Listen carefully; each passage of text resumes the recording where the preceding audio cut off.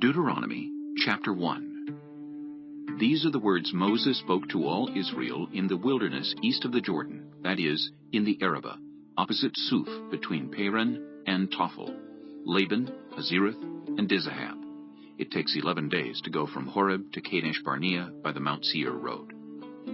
In the 40th year, on the first day of the 11th month, Moses proclaimed to the Israelites all that the Lord had commanded him concerning them. This was after he had defeated Sihon king of the Amorites, who reigned in Heshbon, and at Edrei had defeated Og king of Bashan, who reigned in Ashtaroth. East of the Jordan, in the territory of Moab, Moses began to expound this law, saying, The Lord our God said to us at Horeb, You have stayed long enough at this mountain. Break camp and advance into the hill country of the Amorites. Go to all the neighboring peoples in the Arabah, in the mountains, in the western foothills, in the Negev and along the coast, to the land of the Canaanites and to Lebanon, as far as the great river the Euphrates. See, I have given you this land. Go in and take possession of the land the Lord swore he would give to your fathers, to Abraham, Isaac, and Jacob, and to their descendants after them. At that time I said to you, You are too heavy a burden for me to carry alone. The Lord your God has increased your numbers, so that today you are as numerous as the stars in the sky. May the Lord, the God of your ancestors, increase you 1,000 times, and bless you as he has promised. But how can I bear your problems, and your burdens, and your disputes all by myself? Choose some wise, understanding, and respected men from each of your tribes, and I will set them over you. You answered me, What you propose to do is good. So I took the leading men of your tribes, wise and respected men, and appointed them to have authority over you, as commanders of thousands, of hundreds, of fifties, and of tens, and as tribal officials. And I charged your judges at that time, Hear the disputes between your people and judge fairly, whether the case is between two Israelites or between an Israelite and a foreigner residing among you. Do not show partiality in judging. Hear both small and great alike. Do not be afraid of anyone, for judgment belongs to God. Bring me any case too hard for you, and I will hear it.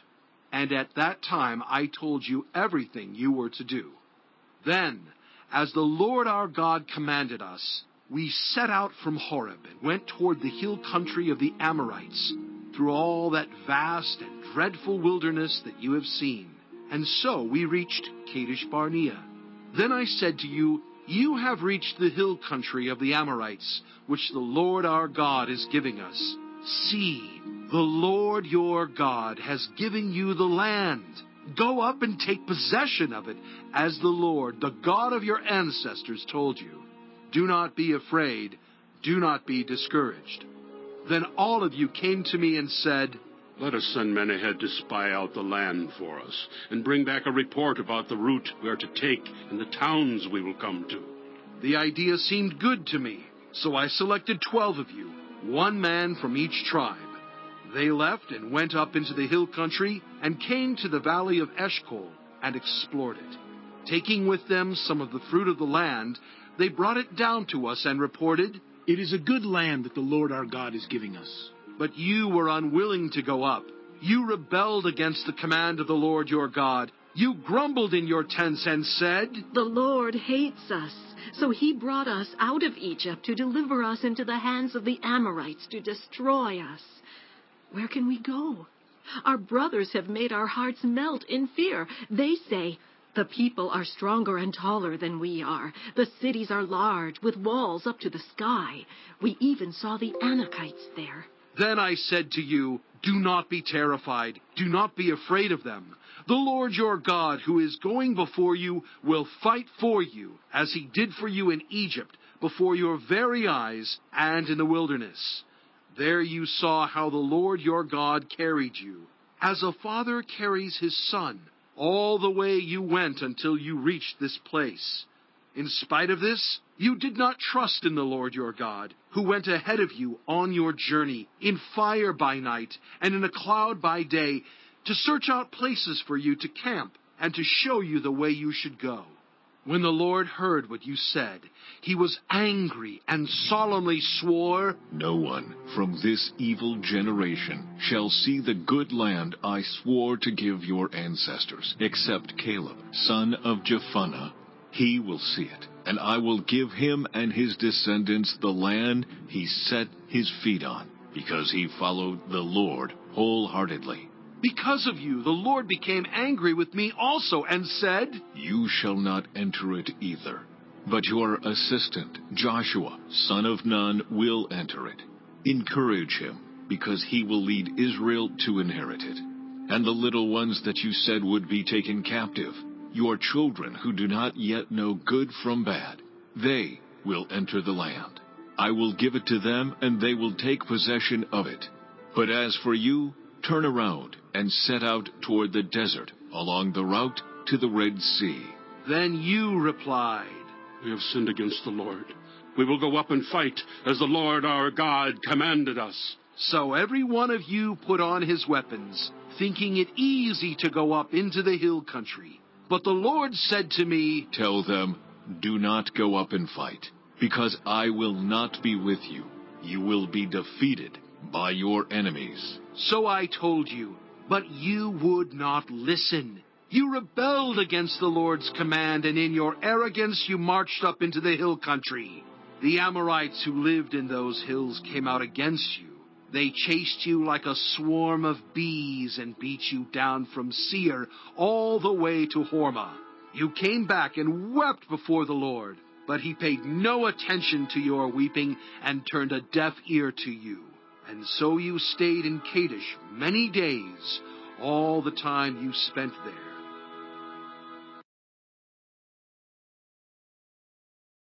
Chapter 2.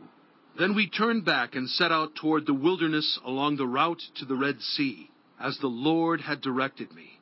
For a long time we made our way around the hill country of Seir. Then the Lord said to me, You have made your way around this hill country long enough. Now turn north. Give the people these orders. You are about to pass through the territory of your relatives, the descendants of Esau, who live in Seir. They will be afraid of you, but be very careful.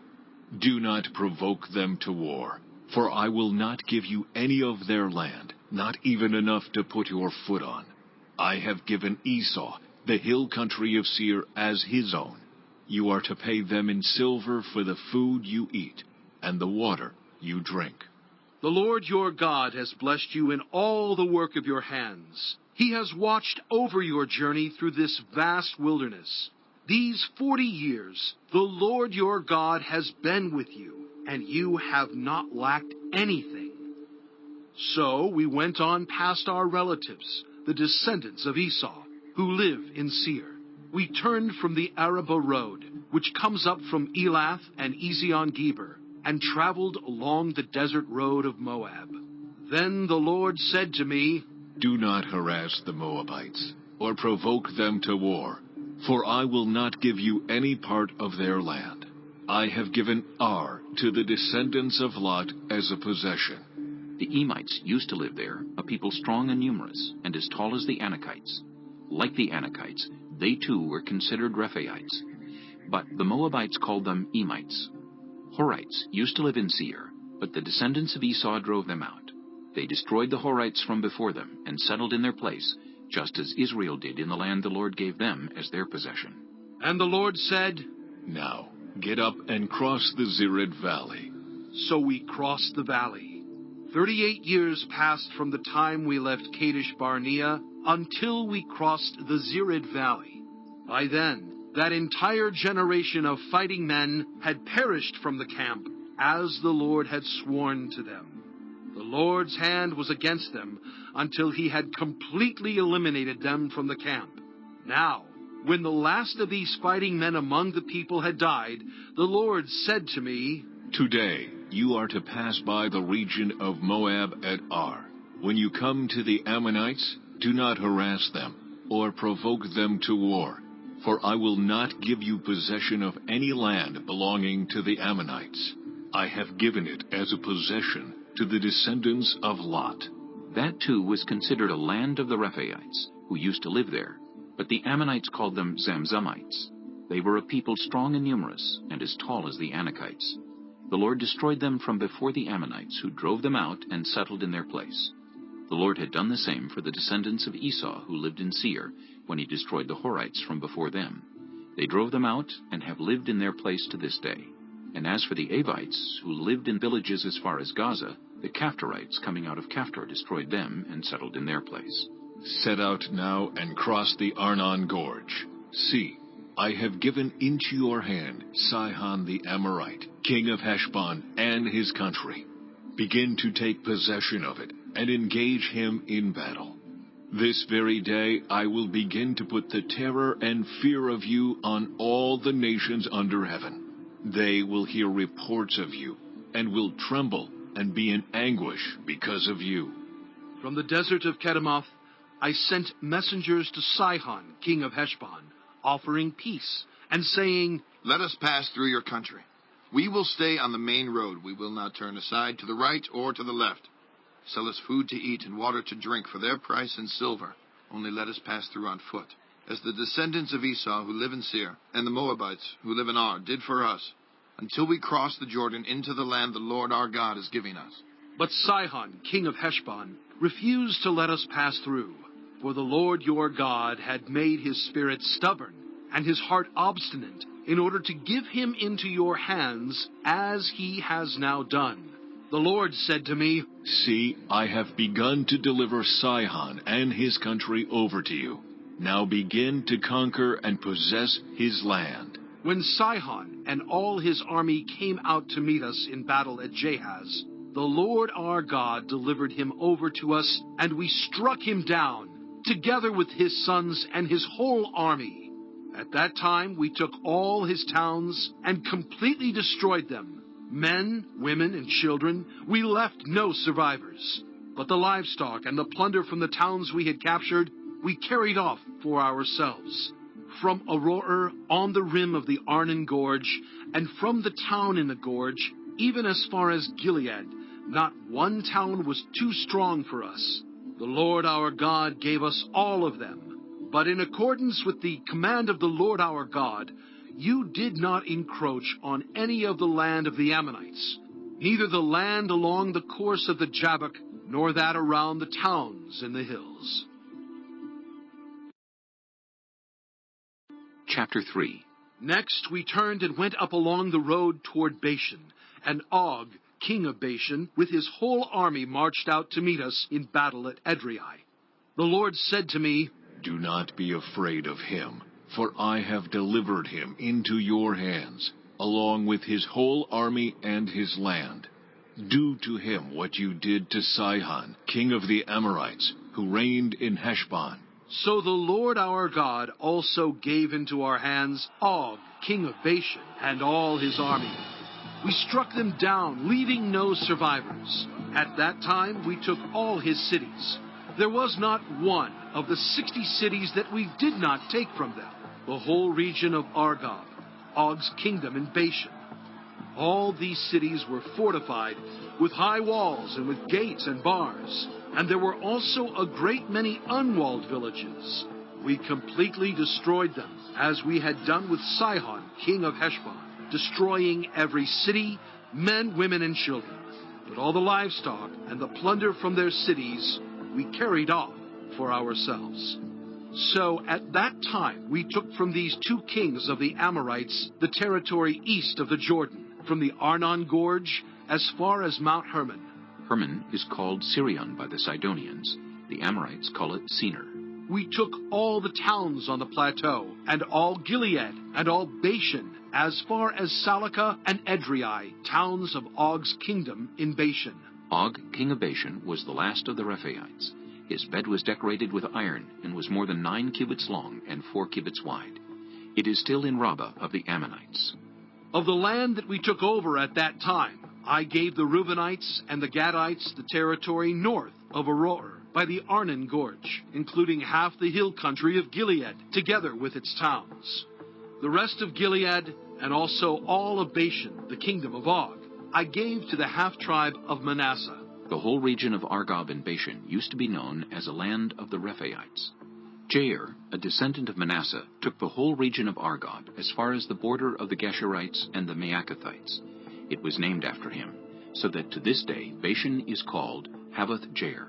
And I gave Gilead to Machir, but to the Reubenites and the Gadites I gave the territory extending from Gilead down to the Arnon Gorge, the middle of the gorge being the border, and out to the Jabbok River, which is the border of the Ammonites.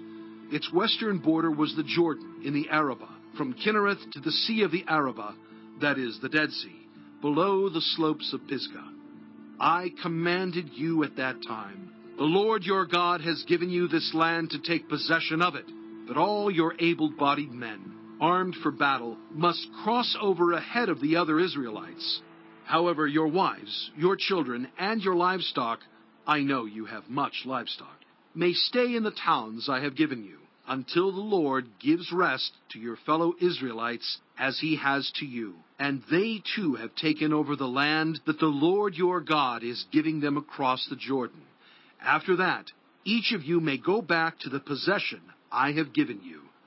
At that time, I commanded Joshua, you have seen with your own eyes all that the Lord your God has done to these two kings. The Lord will do the same to all the kingdoms over there where you are going. Do not be afraid of them. The Lord your God himself will fight for you. At that time, I pleaded with the Lord, Sovereign Lord, you have begun to show to your servant your greatness and your strong hand. For what God is there in heaven or on earth who can do the deeds and mighty works you do? Let me go over and see the good land beyond the Jordan, that fine hill country and Lebanon. But because of you, the Lord was angry with me and would not listen to me. That is enough, the Lord said. Do not speak to me any more about this matter. Go up to the top of Pisgah and look west and north and south and east. Look at the land with your own eyes, since you are not going to cross this Jordan. But commission Joshua and encourage and strengthen him, for he will lead this people across and will cause them to inherit the land that you will see. So we stayed in the valley near Beth Peor. Chapter 4. Now, Israel, hear the decrees and laws I am about to teach you. Follow them so that you may live and may go in and take possession of the land the Lord, the God of your ancestors, is giving you. Do not add to what I command you, and do not subtract from it, but keep the commands of the Lord your God that I give you. You saw with your own eyes what the Lord did at Baal Peor. The Lord your God destroyed from among you everyone who followed the Baal of Peor. But all of you who held fast to the Lord your God are still alive today. See, I have taught you decrees and laws, as the Lord my God commanded me, so that you may follow them in the land you are entering to take possession of it. Observe them carefully, for this will show your wisdom and understanding to the nations, who will hear about all these decrees and say, Surely this great nation is a wise and understanding people. What other nation is so great as to have their gods near them the way the Lord our God is near us whenever we pray to him? And what other nation is so great as to have such righteous decrees and laws as this body of laws I am setting before you today? Only be careful and watch yourselves closely so that you do not forget the things your eyes have seen or let them fade from your heart as long as you live. Teach them to your children and to their children after them.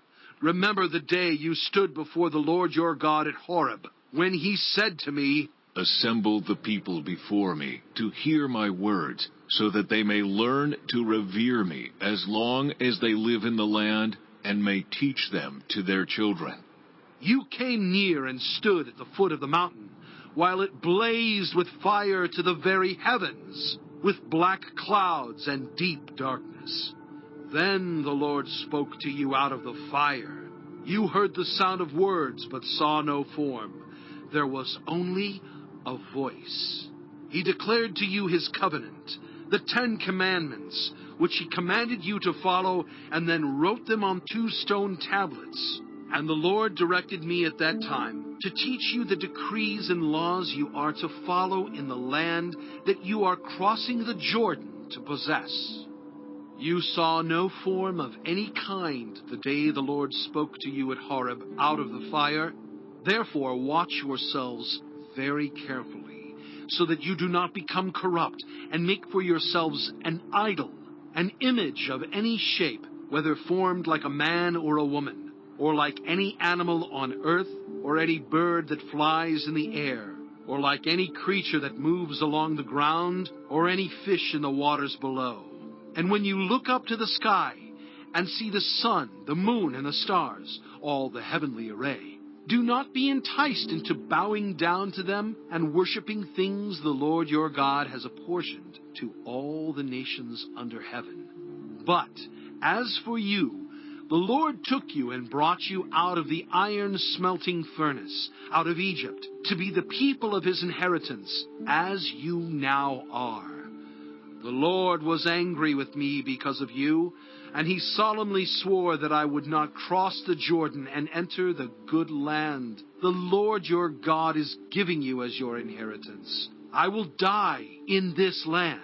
I will not cross the Jordan, but you are about to cross over and take possession of that good land. Be careful not to forget the covenant of the Lord your God that he made with you. Do not make for yourselves an idol in the form of anything the Lord your God has forbidden. For the Lord your God is a consuming fire, a jealous God. After you have had children and grandchildren and have lived in the land a long time, if you then become corrupt and make any kind of idol, doing evil in the eyes of the Lord your God and arousing his anger, I call the heavens and the earth as witnesses against you this day, that you will quickly perish from the land that you are crossing the Jordan to possess. You will not live there long, but will certainly be destroyed. The Lord will scatter you among the peoples, and only a few of you will survive among the nations to which the Lord will drive you.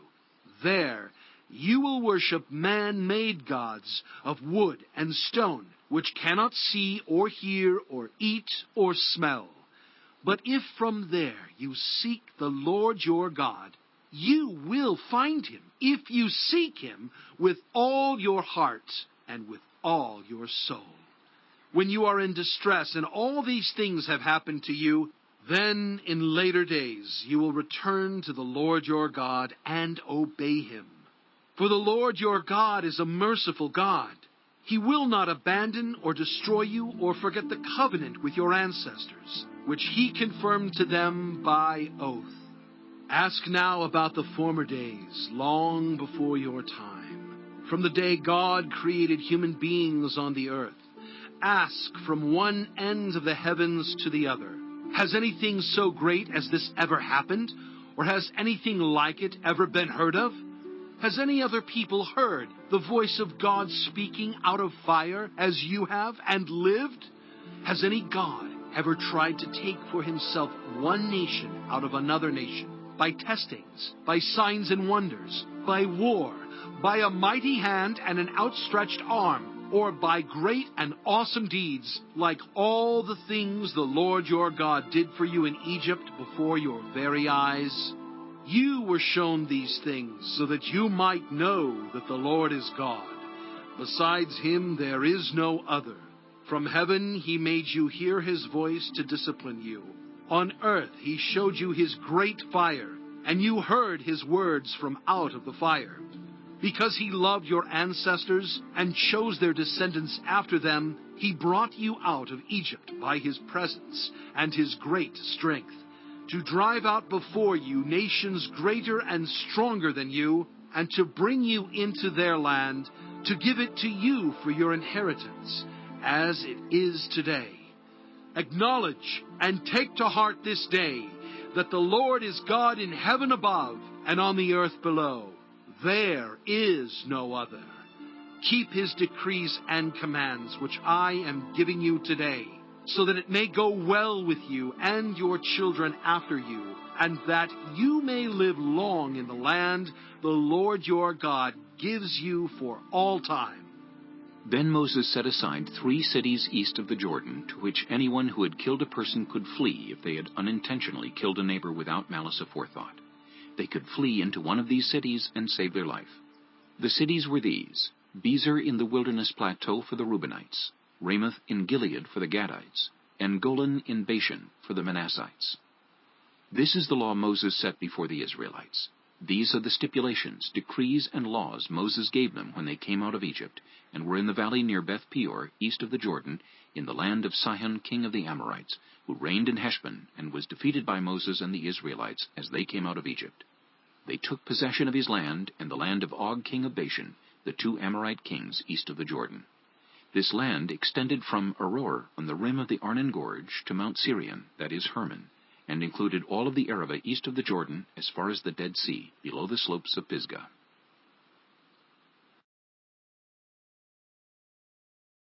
Chapter 5. Moses summoned all Israel and said, Hear, Israel, the decrees and laws I declare in your hearing today. Learn them and be sure to follow them. The Lord our God made a covenant with us at Horeb. It was not with our ancestors that the Lord made this covenant, but with us, with all of us who are alive here today. The Lord spoke to you face to face out of the fire on the mountain. At that time I stood between the Lord and you to declare to you the word of the Lord, because you were afraid of the fire and did not go up the mountain. And he said, I am the Lord your God, who brought you out of Egypt, out of the land of slavery. You shall have no other gods before me. You shall not make for yourself an image in the form of anything in heaven above, or on the earth beneath, or in the waters below. You shall not bow down to them, or worship them. For I, the Lord your God, am a jealous God, punishing the children for the sin of the parents to the 3rd and 4th generation of those who hate me, but showing love to 1,000 generations of those who love me and keep my commandments. You shall not misuse the name of the Lord your God, for the Lord will not hold anyone guiltless who misuses his name. Observe the Sabbath day by keeping it holy, as the Lord your God has commanded you. 6 days you shall labor and do all your work, but the 7th day is a Sabbath to the Lord your God. On it you shall not do any work, neither you nor your son or daughter, nor your male or female servant, nor your ox, your donkey, or any of your animals, nor any foreigner residing in your towns, so that your male and female servants may rest, as you do. Remember that you were slaves in Egypt, and that the Lord your God brought you out of there with a mighty hand and an outstretched arm. Therefore the Lord your God has commanded you to observe the Sabbath day. Honor your father and your mother, as the Lord your God has commanded you, so that you may live long, and that it may go well with you in the land the Lord your God is giving you. You shall not murder. You shall not commit adultery. You shall not steal. You shall not give false testimony against your neighbor. You shall not covet your neighbor's wife. You shall not set your desire on your neighbor's house or land, his male or female servant, his ox or donkey, or anything that belongs to your neighbor. These are the commandments the Lord proclaimed in a loud voice to your whole assembly there on the mountain, from out of the fire, the cloud, and the deep darkness. And he added nothing more. Then he wrote them on 2 stone tablets and gave them to me. When you heard the voice out of the darkness, while the mountain was ablaze with fire, all the leaders of your tribes and your elders came to me, and you said, The Lord our God has shown us his glory and his majesty, and we have heard his voice from the fire. Today we have seen that a person can live even if God speaks with them. But now, why should we die? This great fire will consume us, and we will die if we hear the voice of the Lord our God any longer. For what mortal has ever heard the voice of the living God speaking out of fire as we have and survived?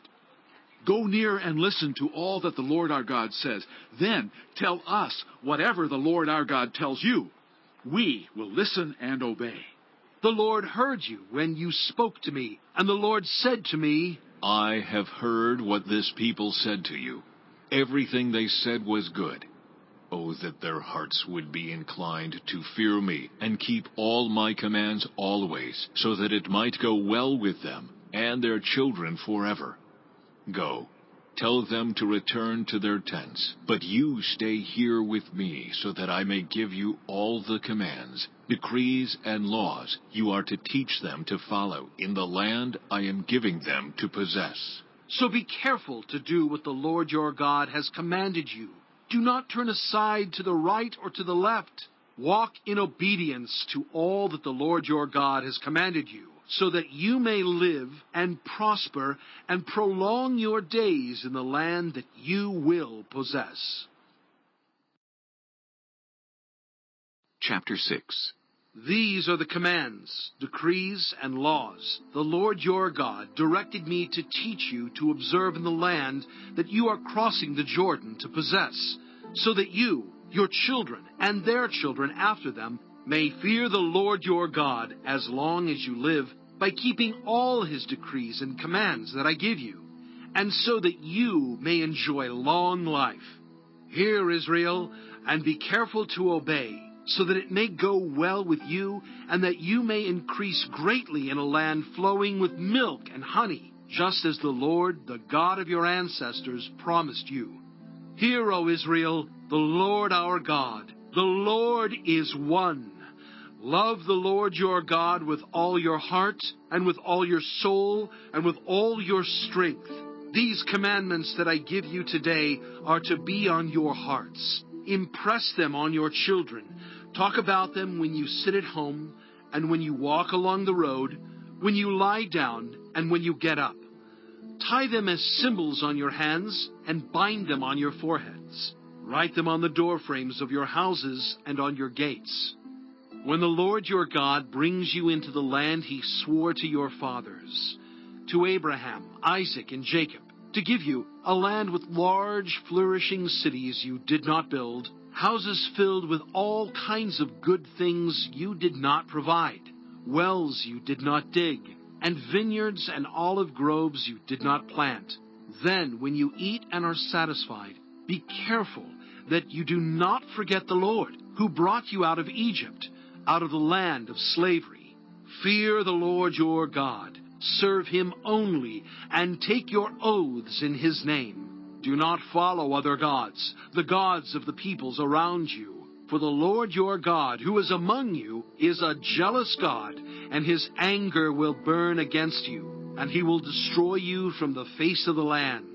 Do not put the Lord your God to the test as you did at Massah. Be sure to keep the commands of the Lord your God and the stipulations and decrees he has given you. Do what is right and good in the Lord's sight, so that it may go well with you, and you may go in and take over the good land the Lord promised on oath to your ancestors, thrusting out all your enemies before you, as the Lord said. In the future, when your son asks you, "What is the meaning of the stipulations, decrees, and laws the Lord our God has commanded you?" tell him, "We were slaves of Pharaoh in Egypt, but the Lord brought us out of Egypt with a mighty hand. Before our eyes the Lord sent signs and wonders, great and terrible, on Egypt and Pharaoh and his whole household. But he brought us out from there to bring us in and give us the land he promised on oath to our ancestors. The Lord commanded us to obey all these decrees and to fear the Lord our God, so that we might always prosper and be kept alive, as is the case today. And if we are careful to obey all this law before the Lord our God, as he has commanded us, that will be our righteousness." Chapter 7. When the Lord your God brings you into the land you are entering to possess, and drives out before you many nations, the Hittites, Girgashites, Amorites, Canaanites, Perizzites, Hivites, and Jebusites, 7 nations larger and stronger than you, and when the Lord your God has delivered them over to you, and you have defeated them, then you must destroy them totally. Make no treaty with them, and show them no mercy. Do not intermarry with them. Do not give your daughters to their sons, or take their daughters for your sons, for they will turn your children away from following me to serve other gods. And the Lord's anger will burn against you, and will quickly destroy you. This is what you are to do to them. Break down their altars, smash their sacred stones, cut down their Asherah poles, and burn their idols in the fire. For you are a people holy to the Lord your God. The Lord your God has chosen you out of all the peoples on the face of the earth to be his people, his treasured possession. The Lord did not set his affection on you and choose you because you were more numerous than other peoples, for you were the fewest of all peoples. But it was because the Lord loved you and kept the oath he swore to your ancestors that he brought you out with a mighty hand and redeemed you from the land of slavery, from the power of Pharaoh, king of Egypt. Know therefore that the Lord your God is God. He is the faithful God, keeping his covenant of love to 1,000 generations of those who love him and keep his commandments. But those who hate him he will repay to their face by destruction. He will not be slow to repay to their face those who hate him. Therefore, take care to follow the commands, decrees, and laws I give you today.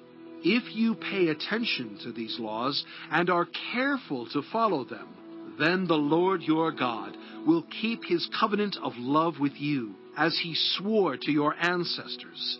He will love you and bless you and increase your numbers. He will bless the fruit of your womb, the crops of your land, your grain, new wine, and olive oil, the calves of your herds, and the lambs of your flocks in the land he swore to your ancestors to give you. You will be blessed more than any other people. None of your men or women will be childless, nor will any of your livestock be without young. The Lord will keep you free from every disease. He will not inflict on you the horrible diseases you knew in Egypt, but he will inflict them on all who hate you. You must destroy all the peoples the Lord your God gives over to you. Do not look on them with pity, and do not serve their gods, for that will be a snare to you. You may say to yourselves, These nations are stronger than we are. How can we drive them out? But do not be afraid of them. Remember well what the Lord your God did to Pharaoh and to all Egypt. You saw with your own eyes the great trials, the signs and wonders, the mighty hand and outstretched arm with which the Lord your God brought you out. The Lord your God will do the same to all the peoples you now fear. Moreover, the Lord your God will send the hornet among them, until even the survivors who hide from you have perished. Do not be terrified by them, for the Lord your God, who is among you, is a great and awesome God. The Lord your God will drive out those nations before you, little by little. You will not be allowed to eliminate them all at once, or the wild animals will multiply around you. But the Lord your God will deliver them over to you, throwing them into great confusion until they are destroyed. He will give their kings into your hand, and you will wipe out their names from under heaven. No one will be able to stand up against you. You will destroy them. The images of their gods you are to burn in the fire. Do not covet the silver and gold on them, and do not take it for yourselves, or you will be ensnared by it, for it is detestable to the Lord your God. Do not bring a detestable thing into your house, or you, like it, will be set apart for destruction. Regard it as vile and utterly detest it, for it is set apart for destruction.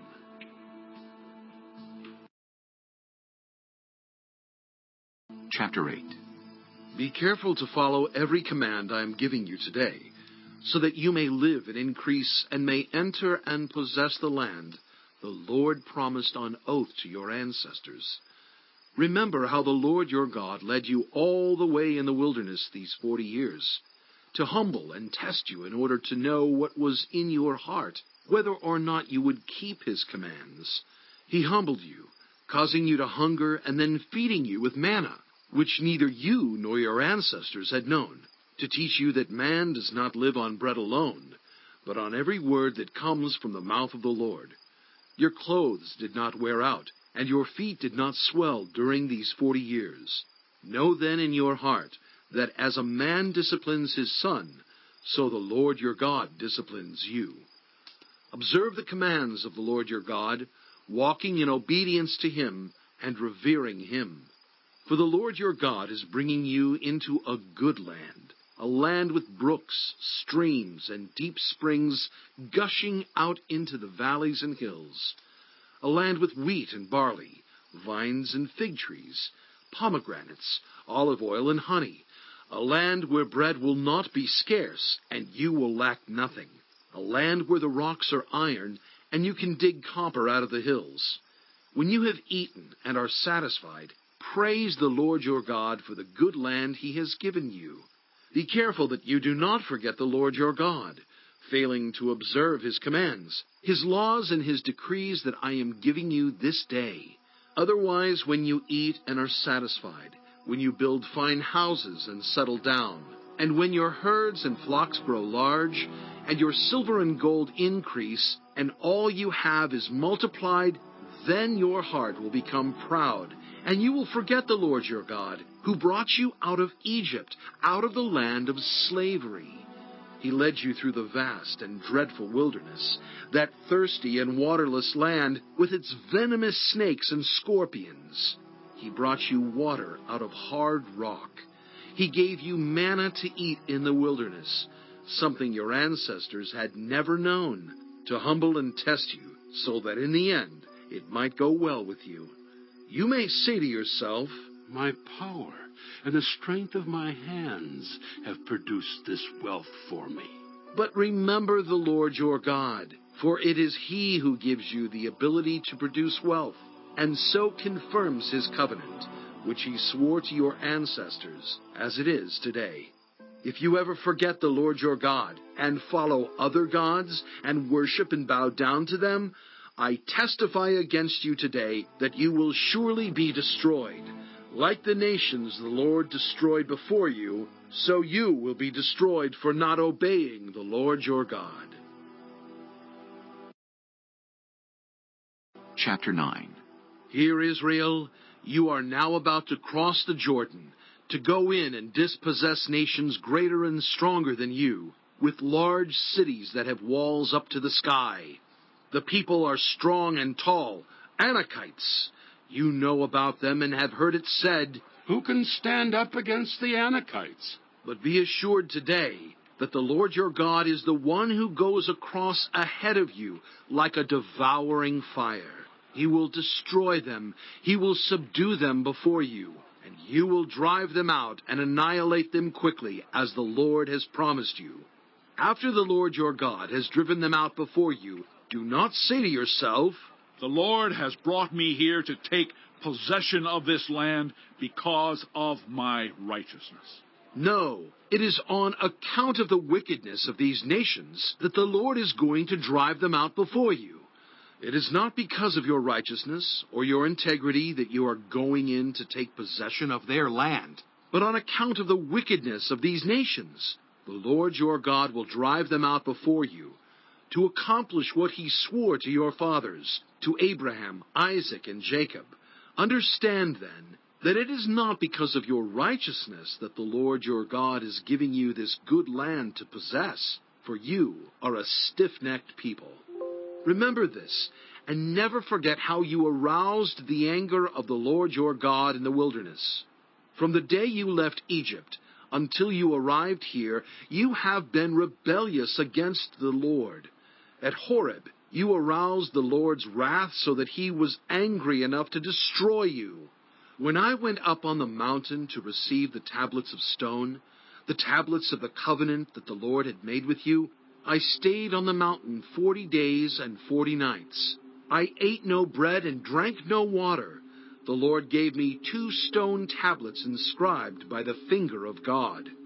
On them were all the commandments the Lord proclaimed to you on the mountain, out of the fire, on the day of the assembly. At the end of the 40 days and 40 nights, the Lord gave me the 2 stone tablets, the tablets of the covenant. Then the Lord told me, Go down from here at once, because your people, whom you brought out of Egypt, have become corrupt. They have turned away quickly from what I commanded them, and have made an idol for themselves. And the Lord said to me, I have seen this people, and they are a stiff-necked people indeed. Let me alone so that I may destroy them, and blot out their name from under heaven. And I will make you into a nation stronger and more numerous than they. So I turned and went down from the mountain while it was ablaze with fire, and the 2 tablets of the covenant were in my hands. When I looked, I saw that you had sinned against the Lord your God. You had made for yourselves an idol cast in the shape of a calf. You had turned aside quickly from the way that the Lord had commanded you. So I took the 2 tablets and threw them out of my hands, breaking them to pieces before your eyes. Then once again I fell prostrate before the Lord for 40 days and 40 nights. I ate no bread and drank no water because of all the sin you had committed, doing what was evil in the Lord's sight and so arousing his anger. I feared the anger and wrath of the Lord, for he was angry enough with you to destroy you. But again the Lord listened to me, and the Lord was angry enough with Aaron to destroy him. But at that time I prayed for Aaron too. Also, I took that sinful thing of yours, the calf you had made, and burned it in the fire. Then I crushed it and ground it to powder as fine as dust, and threw the dust into a stream that flowed down the mountain. You also made the Lord angry at Taberah, at Massa, and at Kibroth-Hattaavah. And when the Lord sent you out from Kadesh Barnea, he said, Go up and take possession of the land I have given you. But you rebelled against the command of the Lord your God. You did not trust him or obey him. You have been rebellious against the Lord ever since I have known you. I lay prostrate before the Lord those 40 days and 40 nights because the Lord had said he would destroy you. I prayed to the Lord and said, Sovereign Lord, do not destroy your people, your own inheritance that you redeemed by your great power and brought out of Egypt with a mighty hand. Remember your servants, Abraham, Isaac, and Jacob. Overlook the stubbornness of this people, their wickedness, and their sin. Otherwise, the country from which you brought us will say, Because the Lord was not able to take them into the land he had promised them, and because he hated them, he brought them out to put them to death in the wilderness. But they are your people, your inheritance that you brought out by your great power and your outstretched arm. Chapter 10. At that time the Lord said to me, Chisel out 2 stone tablets, like the first ones, and come up to me on the mountain.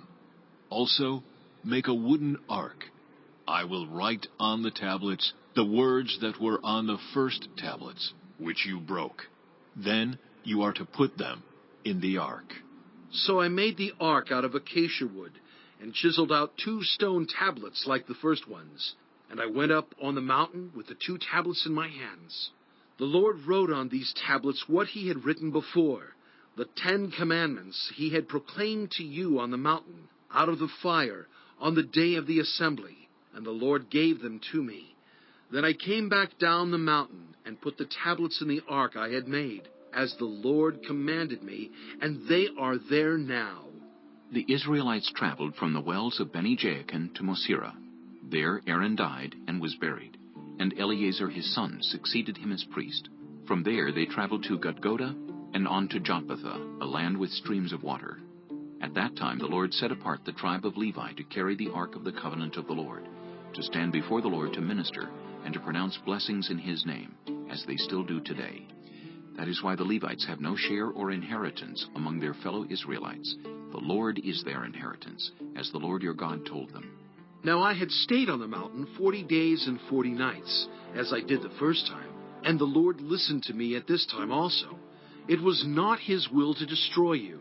Go, The Lord said to me, and lead the people on their way, so that they may enter and possess the land I swore to their ancestors to give them. And now, Israel, what does the Lord your God ask of you but to fear the Lord your God, to walk in obedience to him, to love him, to serve the Lord your God with all your heart and with all your soul, and to observe the Lord's commands and decrees that I am giving you today for your own good?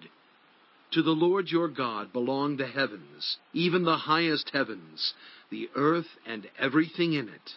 Yet the Lord set his affection on your ancestors and loved them, and he chose you, their descendants, above all the nations, as it is today. Circumcise your hearts, therefore, and do not be stiff-necked any longer. For the Lord your God is God of gods and Lord of lords, the great God, mighty and awesome, who shows no partiality and accepts no bribes. He defends the cause of the fatherless and the widow, and loves the foreigner residing among you, giving them food and clothing. And you are to love those who are foreigners, for you yourselves were foreigners in Egypt. Fear the Lord your God and serve him. Hold fast to him and take your oaths in his name.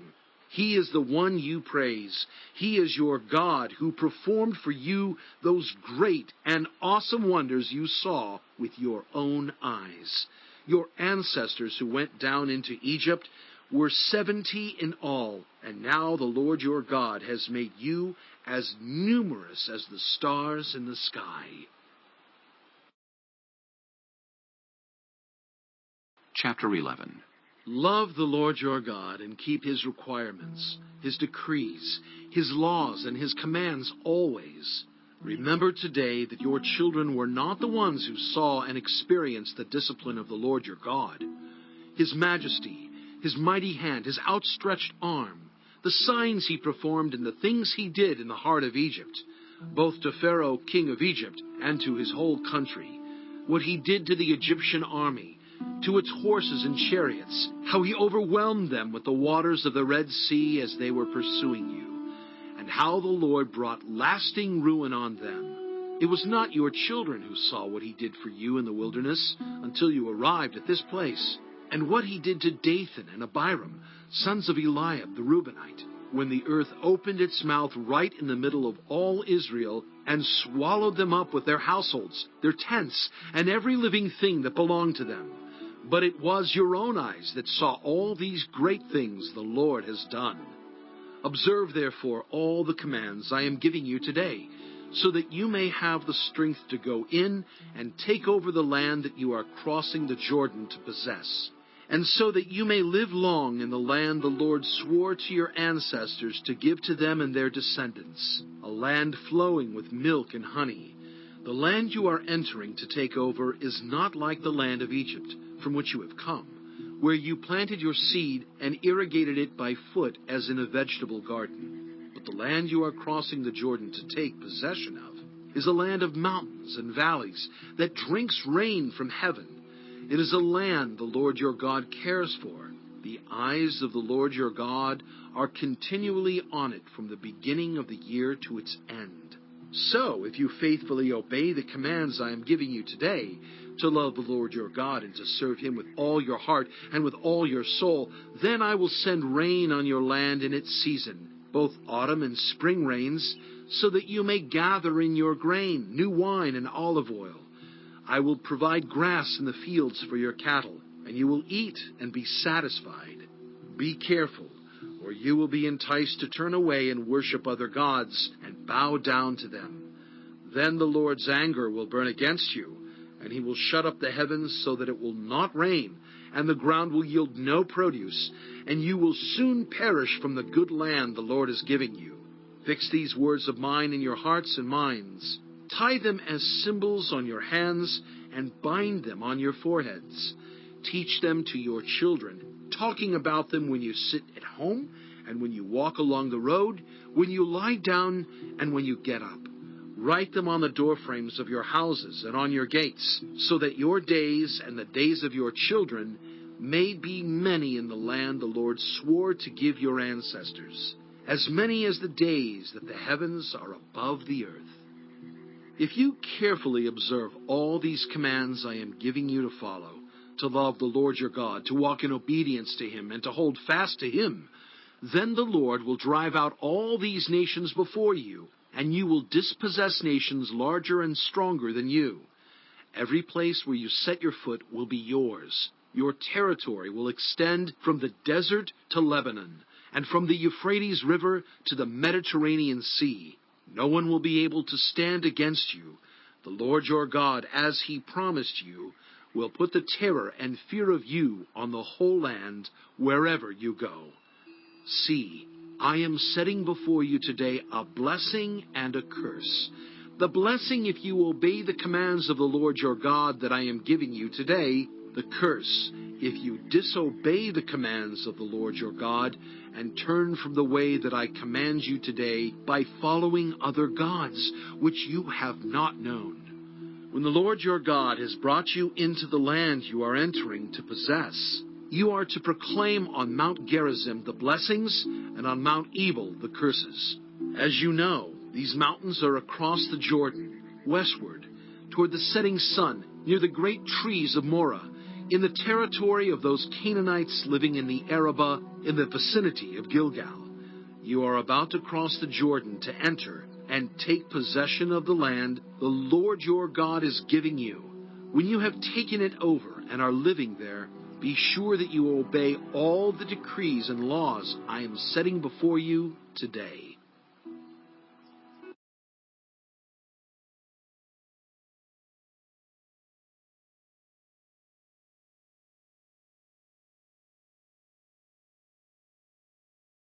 Chapter 12. These are the decrees and laws you must be careful to follow in the land that the Lord, the God of your ancestors, has given you to possess, as long as you live in the land. Destroy completely all the places on the high mountains, on the hills, and under every spreading tree, where the nations you are dispossessing worship their gods. Break down their altars, smash their sacred stones, and burn their Asherah poles in the fire. Cut down the idols of their gods, and wipe out their names from those places. You must not worship the Lord your God in their way, but you are to seek the place the Lord your God will choose from among all your tribes to put his name there for his dwelling. To that place you must go. There bring your burnt offerings and sacrifices, your tithes and special gifts, which you have vowed to give, and your free will offerings, and the firstborn of your herds and flocks. There, in the presence of the Lord your God, you and your family shall eat and shall rejoice in everything you have put your hand to, because the Lord your God has blessed you.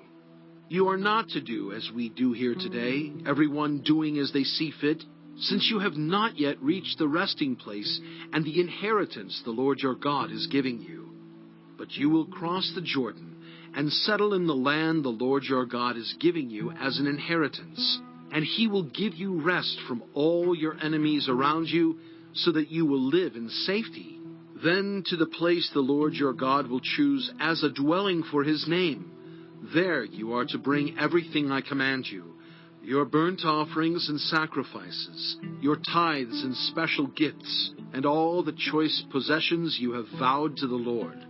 And there rejoice before the Lord your God, you, your sons and daughters, your male and female servants, and the Levites from your towns, who have no allotment or inheritance of their own. Be careful not to sacrifice your burnt offerings anywhere you please. Offer them only at the place the Lord will choose in one of your tribes, and there observe everything I command you. Nevertheless, you may slaughter your animals in any of your towns and eat as much of the meat as you want, as if it were gazelle or deer, according to the blessing the Lord your God gives you. Both the ceremonially unclean and the clean may eat it. But you must not eat the blood. Pour it out on the ground like water. You must not eat in your own towns the tithe of your grain, and new wine, and olive oil, or the firstborn of your herds and flocks, or whatever you have vowed to give, or your freewill offerings or special gifts. Instead, you are to eat them in the presence of the Lord your God, at the place the Lord your God will choose. You, your sons and daughters, your male and female servants, and the Levites from your towns. And you are to rejoice before the Lord your God in everything you put your hand to. Be careful not to neglect the Levites as long as you live in your land. When the Lord your God has enlarged your territory as he promised you, and you crave meat and say, I would like some meat, then you may eat as much of it as you want. If the place where the Lord your God chooses to put his name is too far away from you, you may slaughter animals from the herds and flocks the Lord has given you, as I have commanded you, and in your own towns you may eat as much of them as you want. Eat them as you would gazelle or deer. Both the ceremonially unclean and the clean may eat. But be sure you do not eat the blood, because the blood is the life, and you must not eat the life with the meat. You must not eat the blood. Pour it out on the ground like water. Do not eat it, so that it may go well with you and your children after you, because you will be doing what is right in the eyes of the Lord. But take your consecrated things and whatever you have vowed to give, and go to the place the Lord will choose.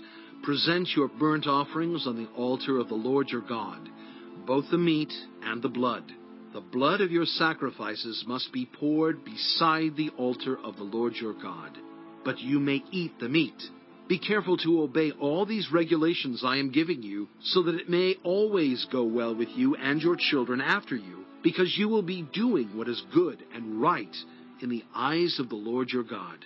The Lord your God will cut off before you the nations you are about to invade and dispossess. But when you have driven them out and settled in their land, and after they have been destroyed before you, be careful not to be ensnared by inquiring about their gods, saying, How do these nations serve their gods? We will do the same. You must not worship the Lord your God in their way, because in worshiping their gods, they do all kinds of detestable things the Lord hates. They even burn their sons and daughters in the fire as sacrifices to their gods. See that you do all I command you. Do not add to it or take away from it.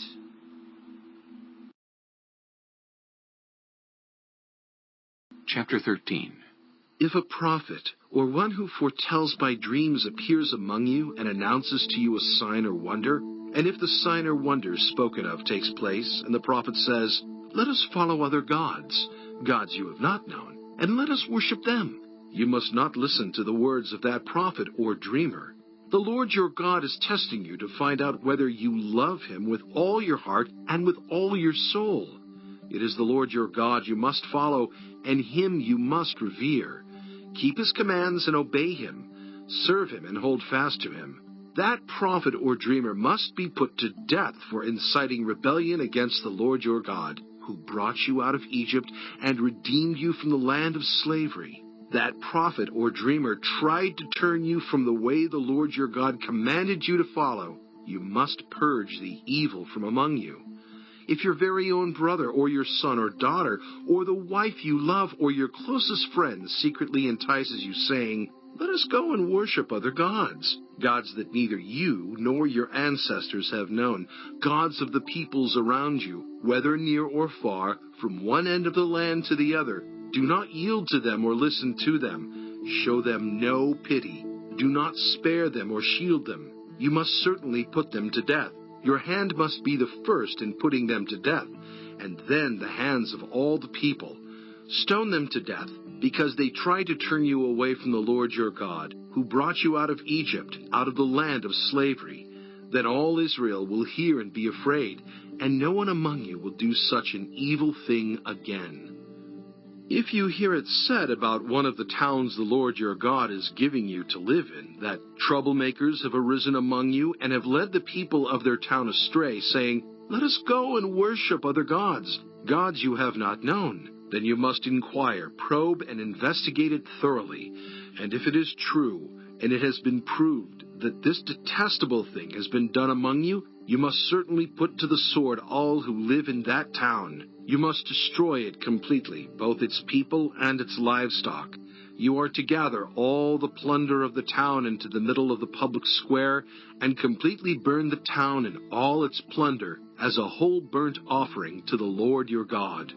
That town is to remain a ruin forever, never to be rebuilt, and none of the condemned things are to be found in your hands. Then the Lord will turn from his fierce anger, will show you mercy, and will have compassion on you. He will increase your numbers, as he promised on oath to your ancestors, because you obey the Lord your God by keeping all his commands that I am giving you today, and doing what is right in his eyes. Chapter 14. You are the children of the Lord your God. Do not cut yourselves or shave the front of your heads for the dead, for you are a people holy to the Lord your God. Out of all the peoples on the face of the earth, the Lord has chosen you to be his treasured possession. Do not eat any detestable thing. These are the animals you may eat: the ox, the sheep, the goat, the deer, the gazelle, the roe deer, the wild goat, the ibex, the antelope, and the mountain sheep. You may eat any animal that has a divided hoof, and that chews the cud. However, of those that chew the cud, or that have a divided hoof, you may not eat the camel, the rabbit, or the hyrax. Although they chew the cud, they do not have a divided hoof. They are ceremonially unclean for you. The pig is also unclean. Although it has a divided hoof, it does not chew the cud. You are not to eat their meat or touch their carcasses. Of all the creatures living in the water, you may eat any that has fins and scales, but anything that does not have fins and scales you may not eat, for you it is unclean. You may eat any clean bird, but these you may not eat: the eagle, the vulture, the black vulture, the red kite, the black kite, any kind of falcon, any kind of raven, the horned owl, the screech owl, the gull, any kind of hawk, the little owl, the great owl, the white owl, the desert owl, the osprey, the cormorant, the stork, any kind of heron, the hoopoe, and the bat. All flying insects are unclean to you. Do not eat them. But any winged creature that is clean you may eat. Do not eat anything you find already dead. You may give it to the foreigner residing in any of your towns, and they may eat it, or you may sell it to any other foreigner. But you are a people holy to the Lord your God. Do not cook a young goat in its mother's milk. Be sure to set aside 1/10 of all that your fields produce each year. Eat the tithe of your grain, new wine and olive oil, and the firstborn of your herds and flocks in the presence of the Lord your God, at the place he will choose as a dwelling for his name, so that you may learn to revere the Lord your God always. But if that place is too distant, and you have been blessed by the Lord your God and cannot carry your tithe, because the place where the Lord will choose to put his name is so far away, then exchange your tithe for silver, and take the silver with you, and go to the place the Lord your God will choose. Use the silver to buy whatever you like: cattle, sheep, wine, or other fermented drink, or anything you wish. Then you and your household shall eat there in the presence of the Lord your God, and rejoice. And do not neglect the Levites living in your towns, for they have no allotment or inheritance of their own. At the end of every 3 years, bring all the tithes of that year's produce and store it in your towns, so that the Levites, who have no allotment or inheritance of their own, and the foreigners, the fatherless, and the widows who live in your towns may come and eat and be satisfied, and so that the Lord your God may bless you in all the work of your hands. Chapter 15. At the end of every 7 years you must cancel debts. This is how it is to be done. Every creditor shall cancel any loan they have made to a fellow Israelite. They shall not require payment from anyone among their own people, because the Lord's time for canceling debts has been proclaimed. You may require payment from a foreigner, But you must cancel any debt your fellow Israelite owes you. However, there need be no poor people among you, for in the land the Lord your God is giving you to possess as your inheritance, He will richly bless you, if only you fully obey the Lord your God and are careful to follow all these commands I am giving you today. For the Lord your God will bless you as He has promised, and you will lend to many nations but will borrow from none. You will rule over many nations, but none will rule over you. If anyone is poor among your fellow Israelites in any of the towns of the land the Lord your God is giving you, do not be hard-hearted or tight-fisted toward them. Rather, be open-handed and freely lend them whatever they need. Be careful not to harbor this wicked thought. The 7th year, the year for canceling debts, is near, so that you do not show ill will toward the needy among your fellow Israelites and give them nothing. They may then appeal to the Lord against you, and you will be found guilty of sin. Give generously to them and do so without a grudging heart. Then because of this, the Lord your God will bless you in all your work and in everything you put your hand to. There will always be poor people in the land. Therefore, I command you to be open-handed toward your fellow Israelites who are poor and needy in your land. If any of your people, Hebrew men or women, sell themselves to you and serve you 6 years, in the 7th year you must let them go free. And when you release them, do not send them away empty-handed.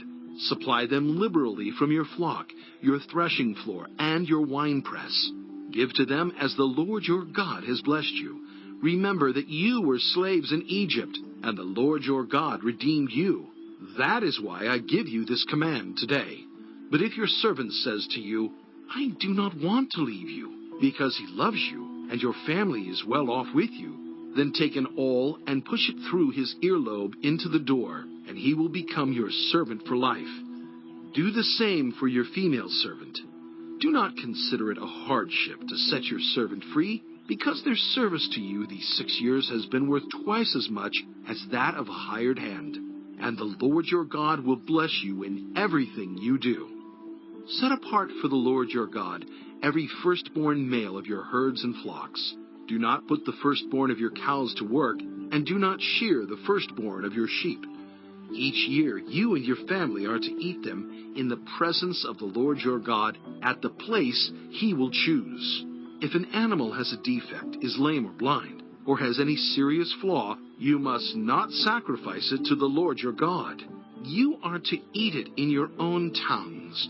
Both the ceremonially unclean and the clean may eat it, as if it were gazelle or deer. But you must not eat the blood. Pour it out on the ground like water. Chapter 16. Observe the month of Aviv, and celebrate the Passover of the Lord your God, because in the month of Aviv He brought you out of Egypt by night. Sacrifice as the Passover to the Lord your God an animal from your flock or herd at the place the Lord will choose as a dwelling for His name. Do not eat it with bread made with yeast, but for 7 days eat unleavened bread, the bread of affliction, because you left Egypt in haste, so that all the days of your life you may remember the time of your departure from Egypt. Let no yeast be found in your possession in all your land for 7 days. Do not let any of the meat you sacrifice on the evening of the first day remain until morning. You must not sacrifice the Passover in any town the Lord your God gives you, except in the place He will choose as a dwelling for His name. There you must sacrifice the Passover in the evening, when the sun goes down, on the anniversary of your departure from Egypt. Roast it and eat it at the place the Lord your God will choose. Then in the morning return to your tents. For 6 days eat unleavened bread, and on the 7th day hold an assembly to the Lord your God, and do no work. Count off 7 weeks from the time you begin to put the sickle to the standing grain. Then celebrate the festival of weeks to the Lord your God by giving a free will offering in proportion to the blessings the Lord your God has given you. And rejoice before the Lord your God at the place He will choose as a dwelling for His name You, your sons and daughters, your male and female servants, the Levites in your towns, and the foreigners, the fatherless, and the widows living among you. Remember that you were slaves in Egypt, and follow carefully these decrees. Celebrate the festival of tabernacles for 7 days after you have gathered the produce of your threshing floor and your winepress. Be joyful at your festival, you, your sons and daughters, your male and female servants, and the Levites, the foreigners, the fatherless, and the widows who live in your towns. For 7 days celebrate the festival to the Lord your God at the place the Lord will choose. For the Lord your God will bless you in all your harvest and in all the work of your hands, and your joy will be complete.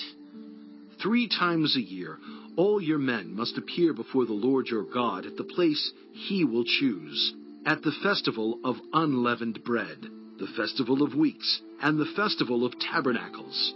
No one should appear before the Lord empty-handed. Each of you must bring a gift in proportion to the way the Lord your God has blessed you. Appoint judges and officials for each of your tribes in every town the Lord your God is giving you, and they shall judge the people fairly. Do not pervert justice or show partiality. Do not accept a bribe, for a bribe blinds the eyes of the wise and twists the words of the innocent. Follow justice, and justice alone, so that you may live and possess the land the Lord your God is giving you.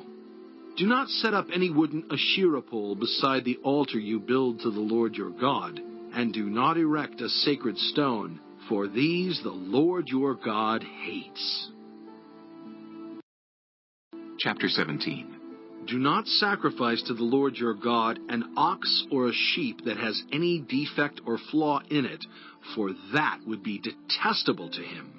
If a man or woman living among you in one of the towns the Lord gives you is found doing evil in the eyes of the Lord your God, in violation of his covenant, and contrary to my command has worshipped other gods, bowing down to them or to the sun, or the moon, or the stars in the sky, and this has been brought to your attention, then you must investigate it thoroughly. If it is true, and it has been proved that this detestable thing has been done in Israel, take the man or woman who has done this evil deed to your city gate, and stone that person to death.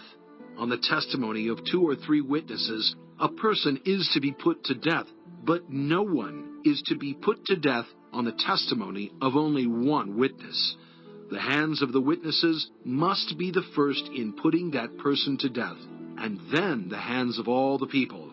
You must purge the evil from among you. If cases come before your courts that are too difficult for you to judge, whether bloodshed, lawsuits, or assaults, take them to the place the Lord your God will choose. Go to the Levitical priests and to the judge who is in office at that time. Inquire of them, and they will give you the verdict. You must act according to the decisions they give you at the place the Lord will choose. Be careful to do everything they instruct you to do. Act according to whatever they teach you and the decisions they give you. Do not turn aside from what they tell you, to the right or to the left. Anyone who shows contempt for the judge or for the priest who stands ministering there to the Lord your God is to be put to death. You must purge the evil from Israel.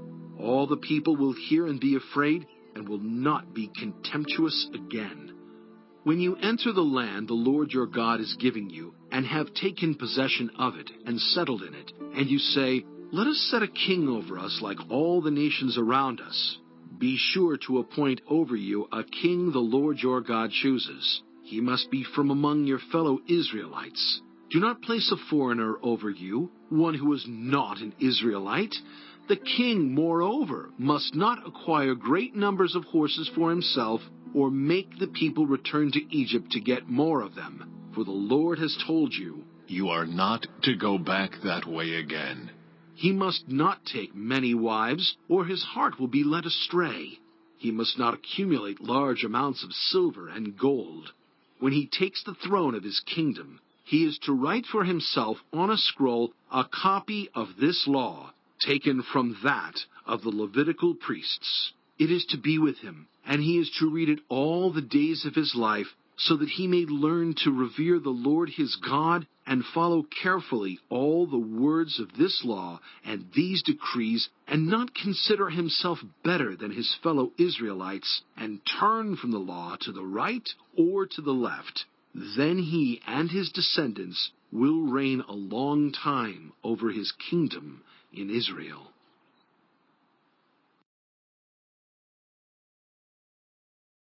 Chapter 18. The Levitical priests, indeed the whole tribe of Levi, are to have no allotment or inheritance with Israel. They shall live on the food offerings presented to the Lord, for that is their inheritance. They shall have no inheritance among their fellow Israelites. The Lord is their inheritance, as he promised them. This is the share due the priests from the people who sacrifice a bull or a sheep, the shoulder, the internal organs, and the meat from the head. You are to give them the firstfruits of your grain, new wine, and olive oil, and the first wool from the shearing of your sheep. For the Lord your God has chosen them and their descendants out of all your tribes to stand and minister in the Lord's name always. If a Levite moves from one of your towns anywhere in Israel where he is living, and comes in all earnestness to the place the Lord will choose, he may minister in the name of the Lord his God, like all his fellow Levites who serve there in the presence of the Lord. He is to share equally in their benefits, even though he has received money from the sale of family possessions. When you enter the land the Lord your God is giving you, do not learn to imitate the detestable ways of the nations there. Let no one be found among you who sacrifices their son or daughter in the fire, who practices divination or sorcery, interprets omens, engages in witchcraft, or casts spells, or who is a medium or spiritist, or who consults the dead. Anyone who does these things is detestable to the Lord. Because of these same detestable practices, the Lord your God will drive out those nations before you. You must be blameless before the Lord your God. The nations you will dispossess, listen to those who practice sorcery or divination. But as for you, the Lord your God has not permitted you to do so. The Lord your God will raise up for you a prophet like me from among you, from your fellow Israelites. You must listen to him, for this is what you asked of the Lord your God at Horeb on the day of the assembly when you said, "Let us not hear the voice of the Lord our God, nor see this great fire anymore, or we will die." The Lord said to me, "What they say is good. I will raise up for them a prophet like you from among their fellow Israelites, and I will put my words in his mouth. He will tell them everything I command him. I myself will call to account anyone who does not listen to my words that the prophet speaks in my name. But a prophet who presumes to speak in my name anything I have not commanded, or a prophet who speaks in the name of other gods, is to be put to death." You may say to yourselves, "How can we know when a message has not been spoken by the Lord?" If what a prophet proclaims in the name of the Lord does not take place or come true, that is a message the Lord has not spoken. That prophet has spoken presumptuously, so do not be alarmed. Chapter 19.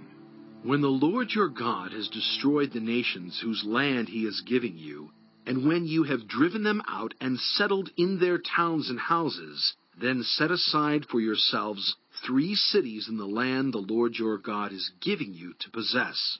Determine the distances involved, and divide into 3 parts the land the Lord your God is giving you as an inheritance, so that a person who kills someone may flee for refuge to one of these cities. This is the rule concerning anyone who kills a person and flees there for safety. Anyone who kills a neighbor unintentionally without malice aforethought. For instance, a man may go into the forest with his neighbor to cut wood, and as he swings his axe to fell a tree, the head may fly off and hit his neighbor and kill him. That man may flee to one of these cities and save his life. Otherwise, the avenger of blood might pursue him in a rage, overtake him if the distance is too great, and kill him even though he is not deserving of death, since he did it to his neighbor without malice aforethought. This is why I command you to set aside for yourselves 3 cities. If the Lord your God enlarges your territory, as he promised on oath to your ancestors, and gives you the whole land he promised them, because you carefully follow all these laws I command you today, to love the Lord your God and to walk always in obedience to him, then you are to set aside 3 more cities. Do this so that innocent blood will not be shed in your land, which the Lord your God is giving you as your inheritance, and so that you will not be guilty of bloodshed. But if out of hate someone lies in wait, assaults and kills a neighbor, and then flees to one of these cities, the killer shall be sent for by the town elders, be brought back from the city, and be handed over to the avenger of blood to die. Show no pity.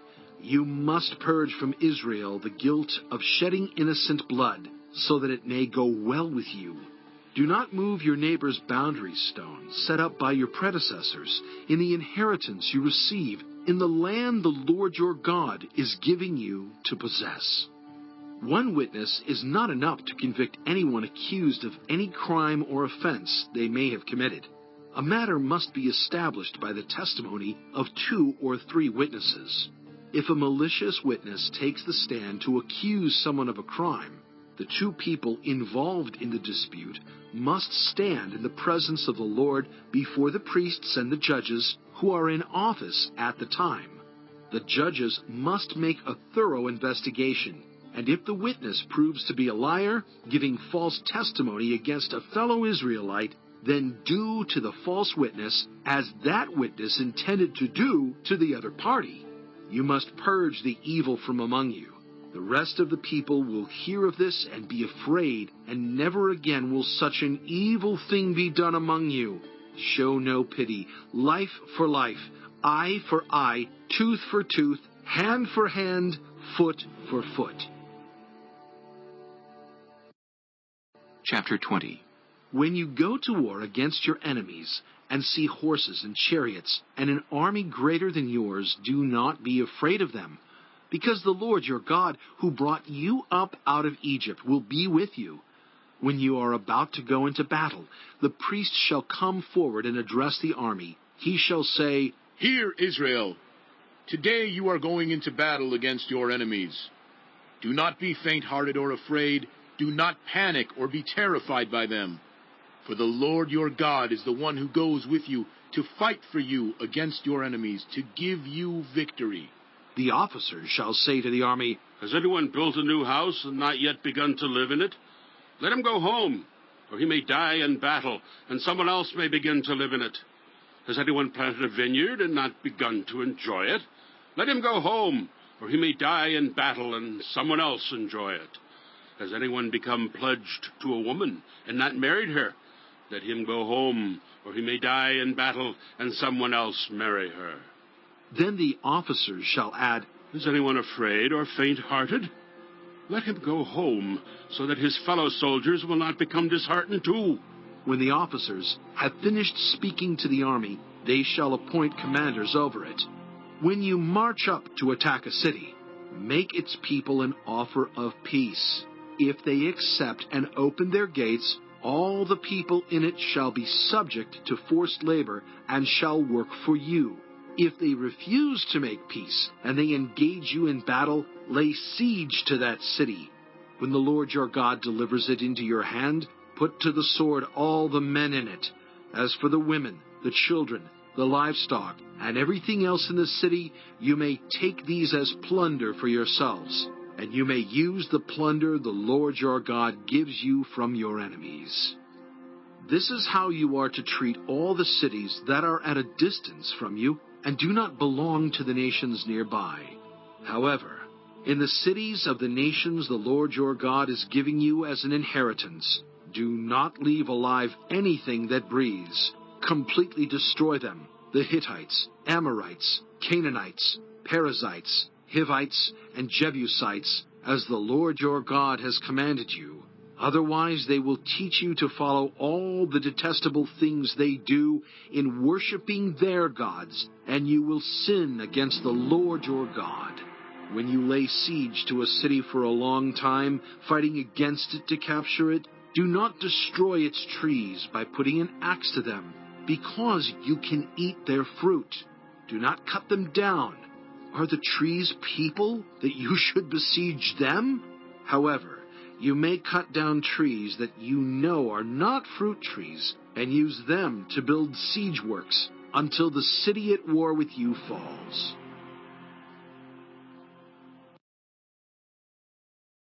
Chapter 21. If someone is found slain, lying in a field in the land the Lord your God is giving you to possess, and it is not known who the killer was, your elders and judges shall go out and measure the distance from the body to the neighboring towns.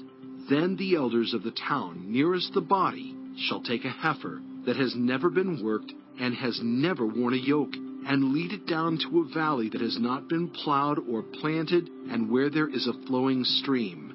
There in the valley they are to break the heifer's neck. The Levitical priests shall step forward, for the Lord your God has chosen them to minister and to pronounce blessings in the name of the Lord, and to decide all cases of dispute and assault. Then all the elders of the town nearest the body shall wash their hands over the heifer whose neck was broken in the valley, and they shall declare, Our hands did not shed this blood, nor did our eyes see it done. Accept this atonement for your people Israel, whom you have redeemed, Lord, and do not hold your people guilty of the blood of an innocent person. Then the bloodshed will be atoned for, and you will have purged from yourselves the guilt of shedding innocent blood, since you have done what is right in the eyes of the Lord. When you go to war against your enemies, and the Lord your God delivers them into your hands, and you take captives, if you notice among the captives a beautiful woman, and are attracted to her, you may take her as your wife. Bring her into your home, and have her shave her head, trim her nails, and put aside the clothes she was wearing when captured. After she has lived in your house, and mourned her father and mother for a full month, then you may go to her and be her husband, and she shall be your wife. If you are not pleased with her, let her go wherever she wishes. You must not sell her or treat her as a slave, since you have dishonored her. If a man has 2 wives, and he loves one but not the other, and both bear him sons, but the firstborn is the son of the wife he does not love, when he wills his property to his sons, he must not give the rights of the firstborn to the son of the wife he loves, in preference to his actual firstborn, the son of the wife he does not love. He must acknowledge the son of his unloved wife as the firstborn by giving him a double share of all he has. That son is the first sign of his father's strength. The right of the firstborn belongs to him. If someone has a stubborn and rebellious son who does not obey his father and mother, and will not listen to them when they discipline him, his father and mother shall take hold of him and bring him to the elders at the gate of his town. They shall say to the elders, This son of ours is stubborn and rebellious. He will not obey us. He is a glutton and a drunkard. Then all the men of his town are to stone him to death. You must purge the evil from among you. All Israel will hear of it and be afraid. If someone guilty of a capital offense is put to death, and their body is exposed on a pole, you must not leave the body hanging on the pole overnight. Be sure to bury it that same day, because anyone who is hung on a pole is under God's curse. You must not desecrate the land the Lord your God is giving you as an inheritance.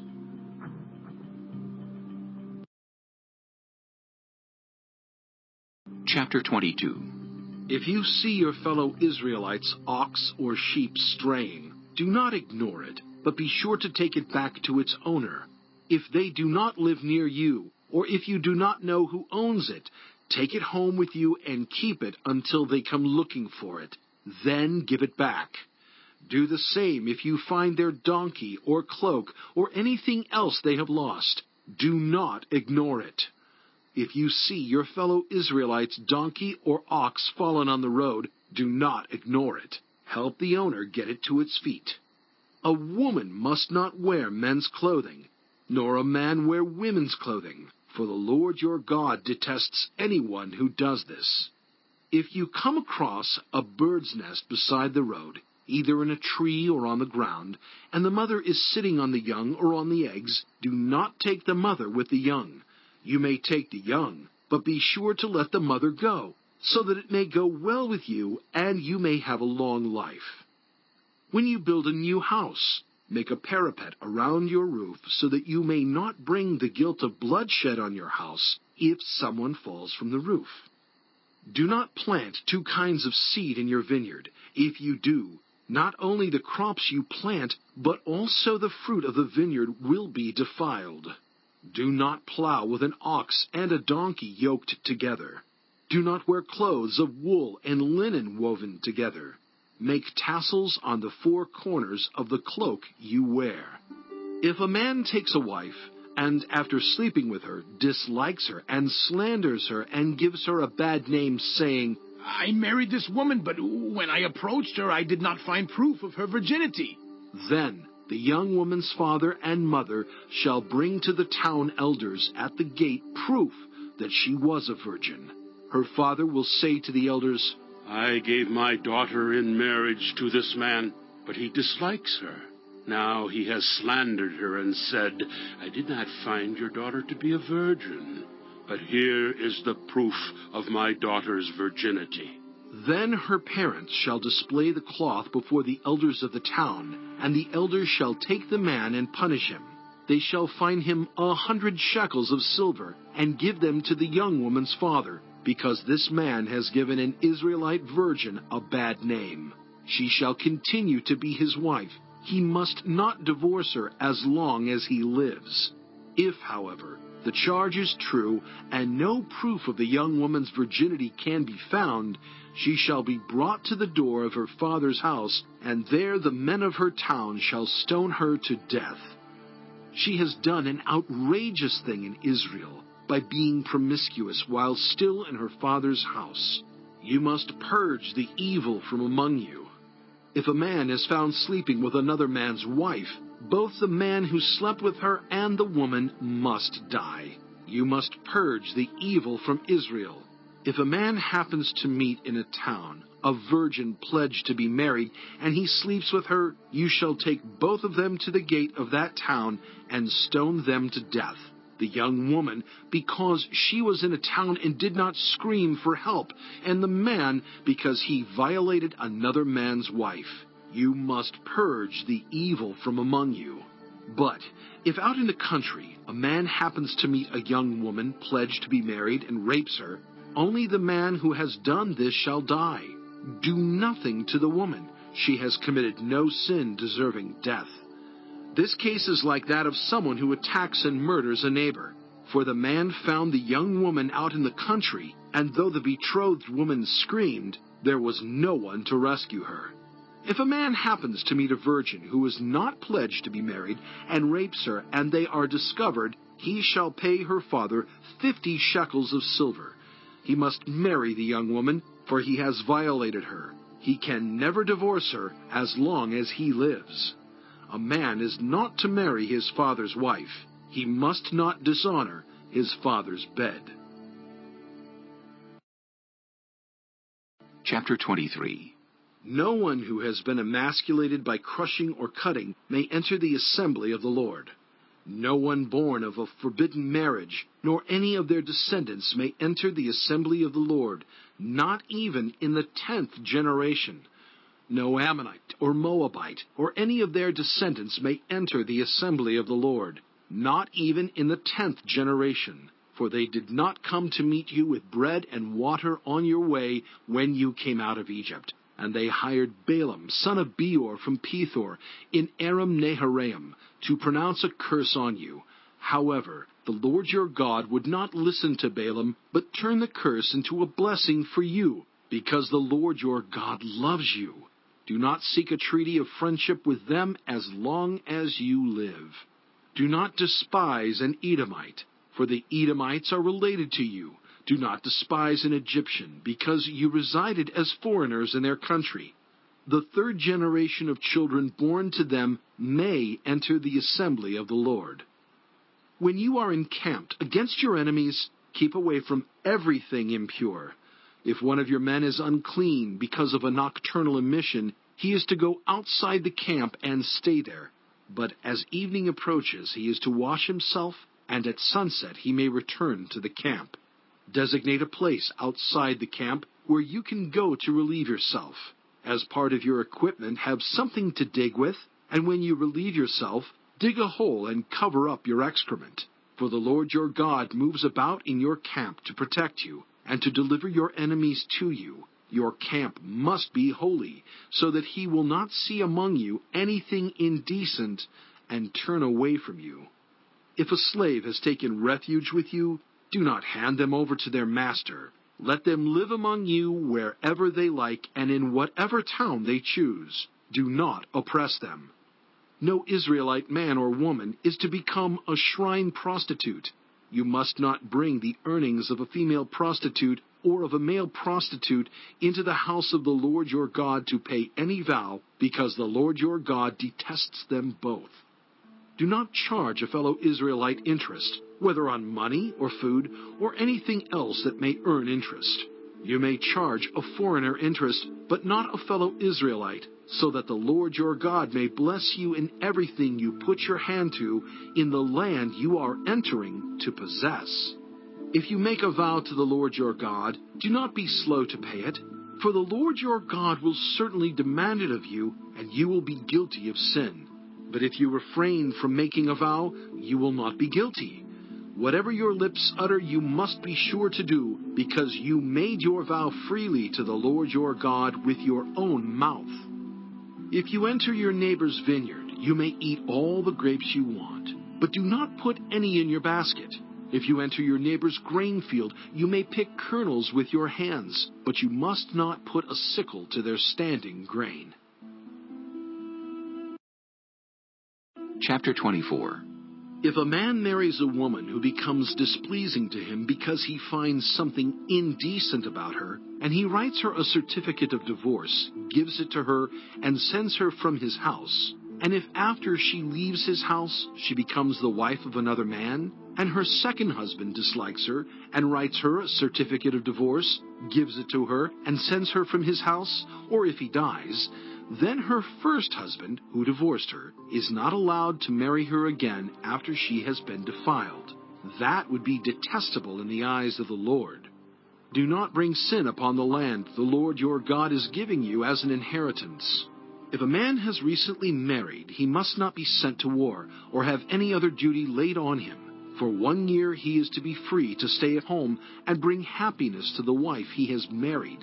Do not take a pair of millstones, not even the upper one, as security for a debt, because that would be taking a person's livelihood as security. If someone is caught kidnapping a fellow Israelite and treating or selling them as a slave, the kidnapper must die. You must purge the evil from among you. In cases of defiling skin diseases, be very careful to do exactly as the Levitical priests instruct you. You must follow carefully what I have commanded them. Remember what the Lord your God did to Miriam along the way after you came out of Egypt. When you make a loan of any kind to your neighbor, do not go into their house to get what is offered to you as a pledge. Stay outside and let the neighbor to whom you are making the loan bring the pledge out to you. If the neighbor is poor, do not go to sleep with their pledge in your possession. Return their cloak by sunset so that your neighbor may sleep in it. Then they will thank you, and it will be regarded as a righteous act in the sight of the Lord your God. Do not take advantage of a hired worker who is poor and needy, whether that worker is a fellow Israelite or a foreigner residing in one of your towns. Pay them their wages each day before sunset, because they are poor and are counting on it. Otherwise, they may cry to the Lord against you, and you will be guilty of sin. Parents are not to be put to death for their children, nor children put to death for their parents. Each will die for their own sin. Do not deprive the foreigner or the fatherless of justice, or take the cloak of the widow as a pledge. Remember that you were slaves in Egypt, and the Lord your God redeemed you from there.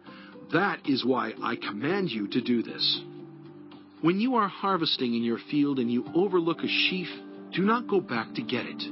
Leave it for the foreigner, the fatherless, and the widow, so that the Lord your God may bless you in all the work of your hands. When you beat the olives from your trees, do not go over the branches a second time. Leave what remains for the foreigner, the fatherless, and the widow. When you harvest the grapes in your vineyard, do not go over the vines again. Leave what remains for the foreigner, the fatherless, and the widow. Remember that you were slaves in Egypt.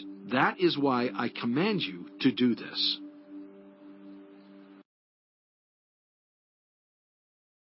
Chapter 25. When people have a dispute, they are to take it to court, and the judges will decide the case, acquitting the innocent and condemning the guilty. If the guilty person deserves to be beaten, the judge shall make them lie down and have them flogged in his presence with the number of lashes the crime deserves. But the judge must not impose more than 40 lashes. If the guilty party is flogged more than that, your fellow Israelite will be degraded in your eyes. Do not muzzle an ox while it is treading out the grain. If brothers are living together and one of them dies without a son, his widow must not marry outside the family. Her husband's brother shall take her and marry her and fulfill the duty of a brother-in-law to her. The first son she bears shall carry on the name of the dead brother, so that his name will not be blotted out from Israel. However, if a man does not want to marry his brother's wife, she shall go to the elders at the town gate and say, My husband's brother refuses to carry on his brother's name in Israel. He will not fulfill the duty of a brother-in-law to me. Then the elders of his town shall summon him and talk to him. If he persists in saying, I do not want to marry her, his brother's widow shall go up to him in the presence of the elders, take off one of his sandals, spit in his face, and say, This is what is done to the man who will not build up his brother's family line. That man's line shall be known in Israel as the family of the unsandaled. If two men are fighting, and the wife of one of them comes to rescue her husband from his assailant, and she reaches out and seizes him by his private parts, you shall cut off her hand. Show her no pity. Do not have two differing weights in your bag, one heavy, one light. Do not have two differing measures in your house, one large, one small. You must have accurate and honest weights and measures, so that you may live long in the land the Lord your God is giving you.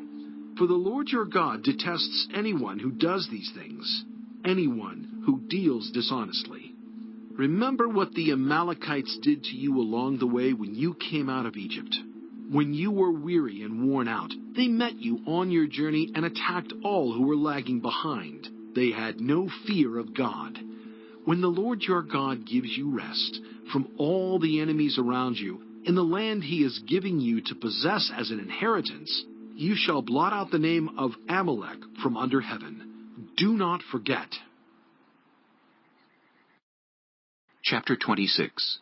When you have entered the land the Lord your God is giving you as an inheritance, and have taken possession of it, and settled in it, take some of the firstfruits of all that you produce from the soil of the land the Lord your God is giving you, and put them in a basket. Then go to the place the Lord your God will choose as a dwelling for his name, and say to the priest in office at the time, I declare today to the Lord your God that I have come to the land the Lord swore to our ancestors to give us. The priest shall take the basket from your hands and set it down in front of the altar of the Lord your God. Then you shall declare before the Lord your God, My father was a wandering Aramean, and he went down into Egypt with a few people and lived there and became a great nation, powerful and numerous. But the Egyptians mistreated us and made us suffer, subjecting us to harsh labor. Then we cried out to the Lord, the God of our ancestors, and the Lord heard our voice and saw our misery, toil, and oppression. So the Lord brought us out of Egypt with a mighty hand and an outstretched arm, with great terror and with signs and wonders. He brought us to this place and gave us this land, a land flowing with milk and honey. And now I bring the firstfruits of the soil that you, Lord, have given me. Place the basket before the Lord your God and bow down before him. Then you and the Levites and the foreigners residing among you shall rejoice in all the good things the Lord your God has given to you and your household. When you have finished setting aside 1/10 of all your produce in the 3rd year, the year of the tithe, you shall give it to the Levite, the foreigner, the fatherless, and the widow, so that they may eat in your towns and be satisfied. Then say to the Lord your God, I have removed from my house the sacred portion, and have given it to the Levite, the foreigner, the fatherless, and the widow, according to all you commanded. I have not turned aside from your commands, nor have I forgotten any of them. I have not eaten any of the sacred portion while I was in mourning, nor have I removed any of it while I was unclean, nor have I offered any of it to the dead. I have obeyed the Lord my God. I have done everything you commanded me. Look down from heaven, your holy dwelling place, and bless your people Israel, and the land you have given us, as you promised on oath to our ancestors, a land flowing with milk and honey. The Lord your God commands you this day to follow these decrees and laws. Carefully observe them with all your heart and with all your soul. You have declared this day that the Lord is your God, and that you will walk in obedience to him, that you will keep his decrees, commands, and laws, that you will listen to him. And the Lord has declared this day that you are his people, his treasured possession as he promised, and that you are to keep all his commands.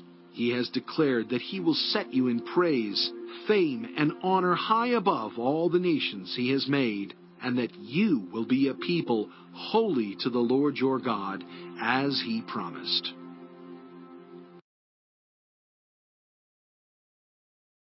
Chapter 27.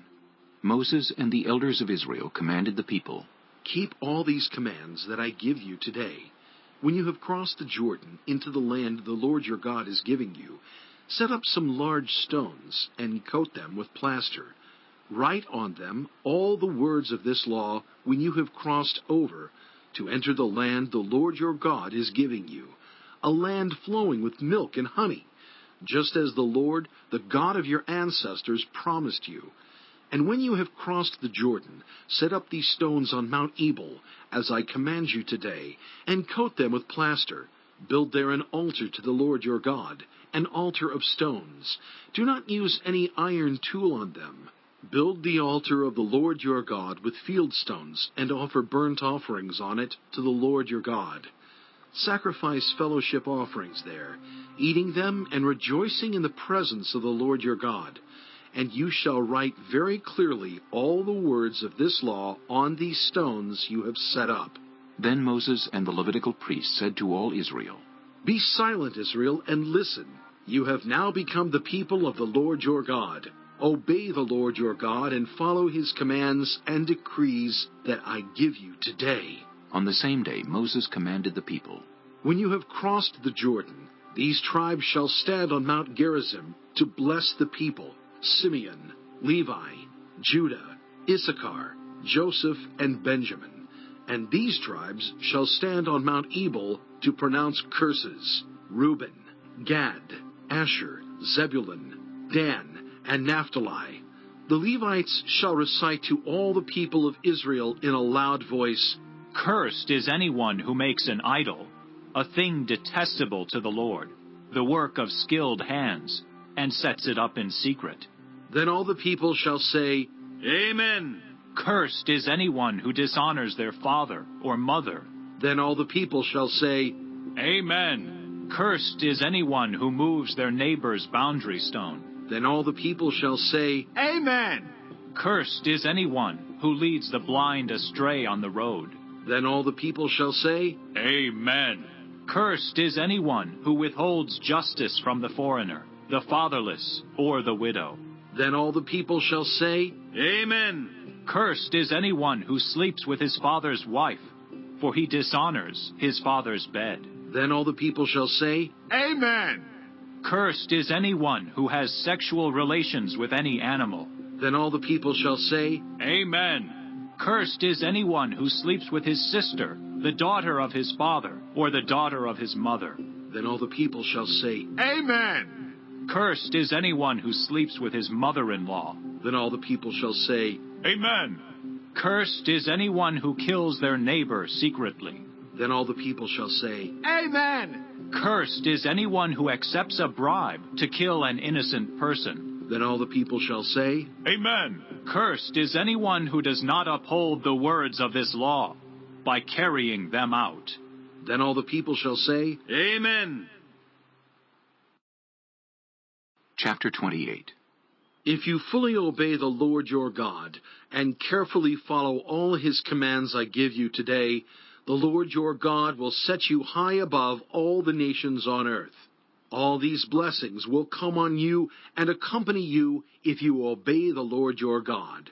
You will be blessed in the city and blessed in the country. The fruit of your womb will be blessed, and the crops of your land, and the young of your livestock, the calves of your herds, and the lambs of your flocks. Your basket and your kneading trough will be blessed. You will be blessed when you come in and blessed when you go out.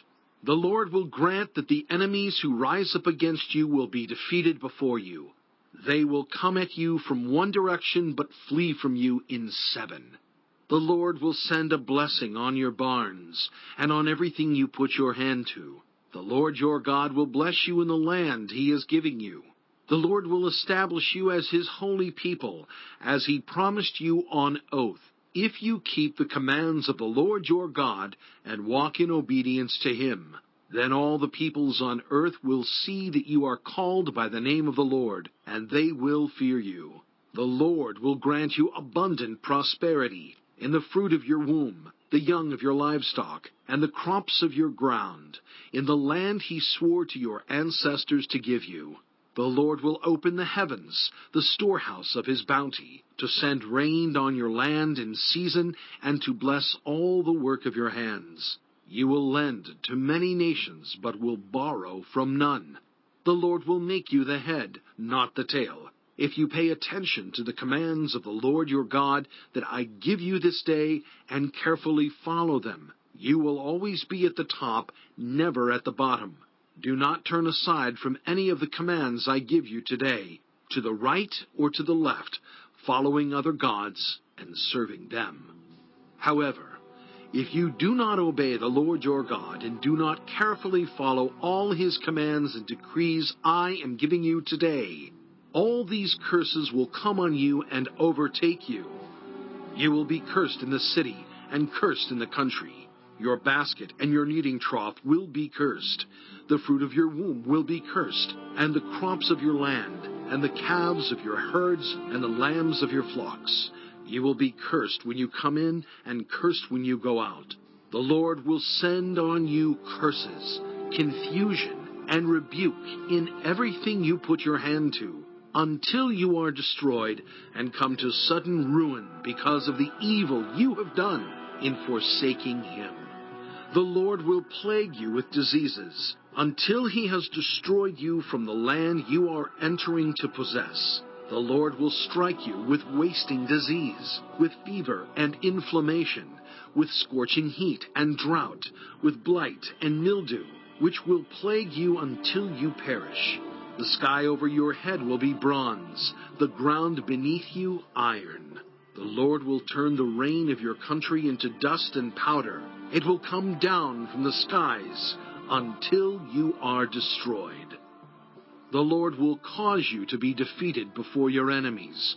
You will come at them from one direction, but flee from them in 7, and you will become a thing of horror to all the kingdoms on earth. Your carcasses will be food for all the birds and the wild animals, and there will be no one to frighten them away. The Lord will afflict you with the boils of Egypt, and with tumors, festering sores, and the itch, from which you cannot be cured. The Lord will afflict you with madness, blindness, and confusion of mind. At midday you will grope about like a blind person in the dark. You will be unsuccessful in everything you do. Day after day you will be oppressed and robbed, with no one to rescue you. You will be pledged to be married to a woman, but another will take her and rape her. You will build a house, but you will not live in it. You will plant a vineyard, but you will not even begin to enjoy its fruit. Your ox will be slaughtered before your eyes, but you will eat none of it. Your donkey will be forcibly taken from you and will not be returned. Your sheep will be given to your enemies, and no one will rescue them. Your sons and daughters will be given to another nation, and you will wear out your eyes watching for them day after day, powerless to lift a hand.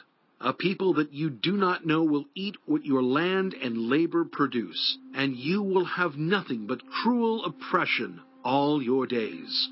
The sights you see will drive you mad. The Lord will afflict your knees and legs with painful boils that cannot be cured, spreading from the soles of your feet to the top of your head. The Lord will drive you and the king you set over you to a nation unknown to you or your ancestors. There you will worship other gods, gods of wood and stone. You will become a thing of horror, a byword and an object of ridicule among all the peoples where the Lord will drive you. You will sow much seed in the field, but you will harvest little, because locusts will devour it. You will plant vineyards and cultivate them, but you will not drink the wine or gather the grapes, because worms will eat them. You will have olive trees throughout your country, but you will not use the oil, because the olives will drop off. You will have sons and daughters, but you will not keep them, because they will go into captivity. Swarms of locusts will take over all your trees and the crops of your land. The foreigners who reside among you will rise above you higher and higher, but you will sink lower and lower. They will lend to you, but you will not lend to them. They will be the head, but you will be the tail. All these curses will come on you. They will pursue you and overtake you until you are destroyed, because you did not obey the Lord your God and observe the commands and decrees he gave you.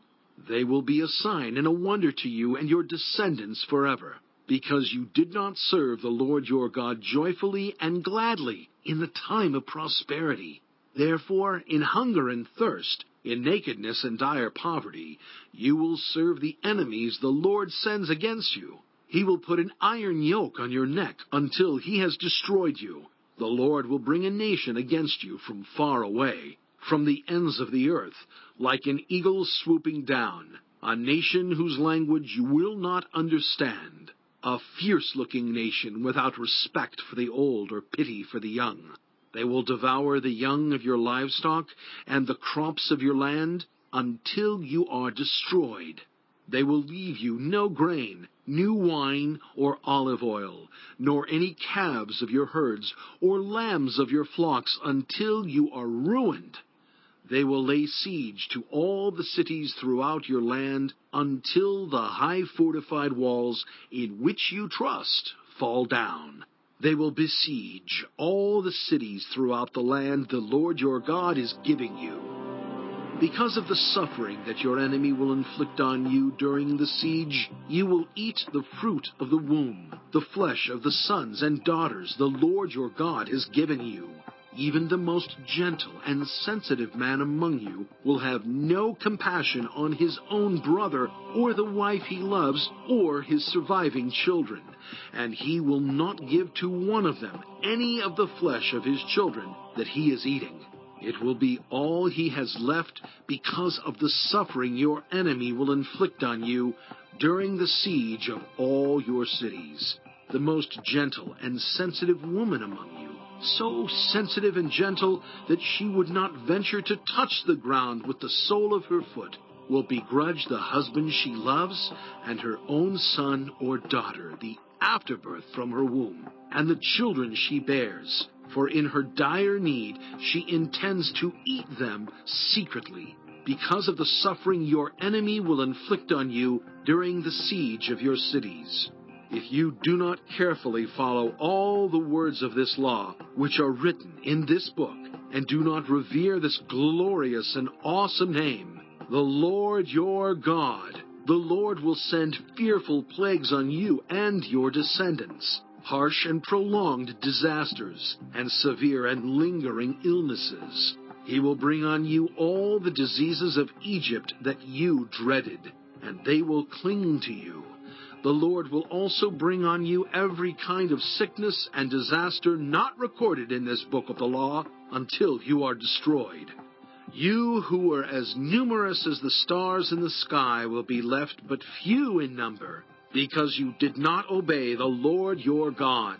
Just as it pleased the Lord to make you prosper and increase in number, so it will please him to ruin and destroy you. You will be uprooted from the land you are entering to possess. Then the Lord will scatter you among all nations, from one end of the earth to the other. There you will worship other gods, gods of wood and stone, which neither you nor your ancestors have known. Among those nations you will find no repose, no resting place for the sole of your foot. There the Lord will give you an anxious mind, eyes weary with longing, and a despairing heart. You will live in constant suspense, filled with dread both night and day, never sure of your life. In the morning you will say, "If only it were evening." And in the evening, "If only it were morning." Because of the terror that will fill your hearts and the sights that your eyes will see. The Lord will send you back in ships to Egypt, on a journey I said you should never make again. There you will offer yourselves for sale to your enemies as male and female slaves, but no one will buy you. Chapter 29. These are the terms of the covenant the Lord commanded Moses to make with the Israelites in Moab, in addition to the covenant he had made with them at Horeb. Moses summoned all the Israelites and said to them, Your eyes have seen all that the Lord did in Egypt to Pharaoh, to all his officials, and to all his land.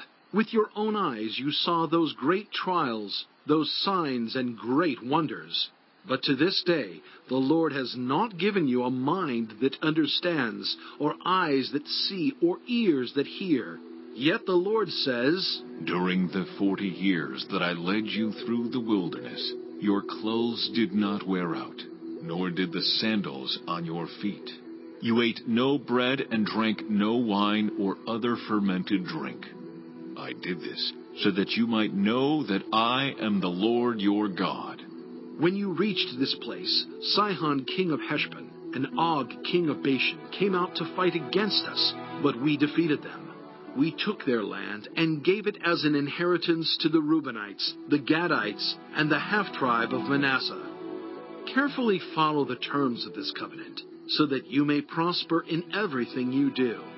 All of you are standing today in the presence of the Lord your God, your leaders and chief men, your elders and officials, and all the other men of Israel, together with your children and your wives, and the foreigners living in your camps, who chop your wood and carry your water.